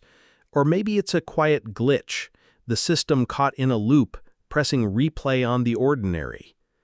The mind resists. It scans desperately for small cracks in the pattern, any evidence that this day is different. But the hours unfold predictably. Breakfast tastes the same faces, the same conversations landing in the same places. Even mistakes feel recycled, waiting to happen in the exact same way they did before. A tension builds inside you, the urge to break it, to say something out of character, to choose the opposite of what you normally would, to disrupt the sequence just to prove that you still have agency. But the pull of routine is powerful. It presses down like gravity, keeping you in orbit. Most days pass this way, uninterrupted, blending together until weeks vanish in a blur. Everyone knows the sensation. Days pile up, undistinguishable from one another. The calendar fills with recycled tasks and recycled thoughts. The past bleeds quietly into the present. The present predicts the future. You're left wondering whether you are truly living or just reciting a script written long ago. You try to remember the last time something felt truly new, and the memory itself feels hazy, distant. The cost of living the same day twice is subtle. It isn't a dramatic collapse. It's a slow erosion. Wonder fades. The edges of your senses dull. You stop noticing small changes. A new sound in the neighborhood, a different shade in the sky. They slip by unseen. You move on autopilot, letting the sequence carry you forward. You might feel safe this way, sheltered by predictability, but beneath the safety lies something else: numbness. When every day feels like the one before, time itself becomes slippery. You can't recall what happened yesterday or last week without effort because it all looks the same. You don't notice how much of your life you're giving away to repetition. You think you're awake, but you're drifting. There's only one way out, and it doesn't require tearing down the whole pattern. It starts small: a shift in routine, a walk down a different street, a conversation opened in a new direction, a choice that doesn't fit the script. Even the smallest disruption can bend the loop and remind you that time is still alive, still moving. Otherwise, the days keep folding back on themselves, silently, endlessly. You wake, you work, you repeat. Life shrinks into a copy of itself. You begin to wonder if you're living a single story at all, or just playing the same scene again and again until the credits roll. So if today feels like yesterday, pause, notice the sameness, feel the weight of the pattern, and then make a change, even a small one. Break the rhythm before it hardens into forever, because living the same day twice isn't just a glitch, it's a warning. The Deja Vu Trap. You walk into a room and feel it instantly, a soft jolt, a sense that you've been here before. The air is familiar, the faces arranged just as you remember them, the words arriving as if rehearsed. It's not overwhelming, it's quiet. A pause in reality, as if the present moment folded back on itself. You're not sure if you're remembering or if you're simply dreaming with your eyes open. This is the Deja Vu Trap, a glitch at the edge of perception. It doesn't shout for your attention, it slips in gently, a flicker at the corner of awareness. For a few seconds, the world doubles, and the ordinary becomes uncanny. You're caught between recognition and uncertainty, a loop that cannot be explained, but also cannot be ignored. Your mind insists on straight lines, past behind, future ahead, present under your feet. But the Deja Vu Trap bends the line into a curve. It whispers that this moment has already happened, that you are walking through echoes. You search for the origin. Was it a forgotten dream? A shadow of memory? A signal hidden deep inside your brain? But there is no source to find. There is only the sensation, lingering like the trace of a skipped heartbeat. And then, just as quickly, it dissolves. Most people drift through the Deja Vu Trap dozens of times in a lifetime. A moment at the grocery store, a passing conversation, the sight of a building bathed in a certain light. It comes and goes, leaving behind questions that never quite settle. Was this a message? A glitch? A warning from something beyond? Science offers an answer, or at least the outline of one. Some researchers call it a neurological hiccup. The brain briefly misfires, blending the present with the past. Short-term memory and long-term memory overlap, and you mistake the now for something remembered. A simple error in the circuits, a bug in the system. But the explanation doesn't erase the experience. It cannot touch the shiver of recognition that feels larger than misfiring neurons. Because, for a moment, you are unstuck from time.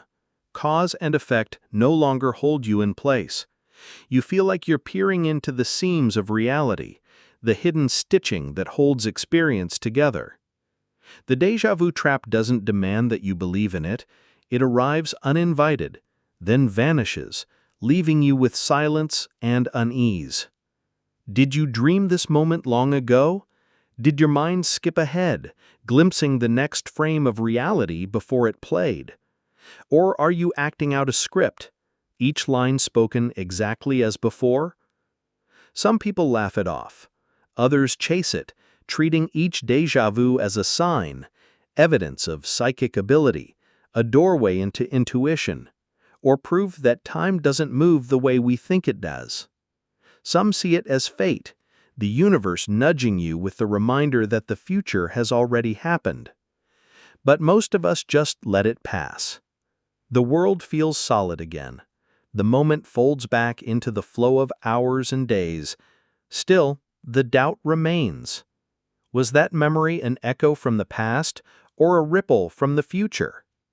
How much of life is truly new, and how much is simply repeated, looping endlessly behind our backs? The cost of the Deja Vu Trap is subtle. A flicker of doubt, a small crack in the confidence that reality is fixed. For a few seconds, you're reminded that the present is slippery, stitched together in ways you don't understand. And though the feeling fades, it leaves its mark. So, if the Deja Vu Trap finds you tonight, pause. Let the moment repeat. Don't try to solve it. Notice it. Feel the strangeness of the loop. Because sometimes, the loop is the message.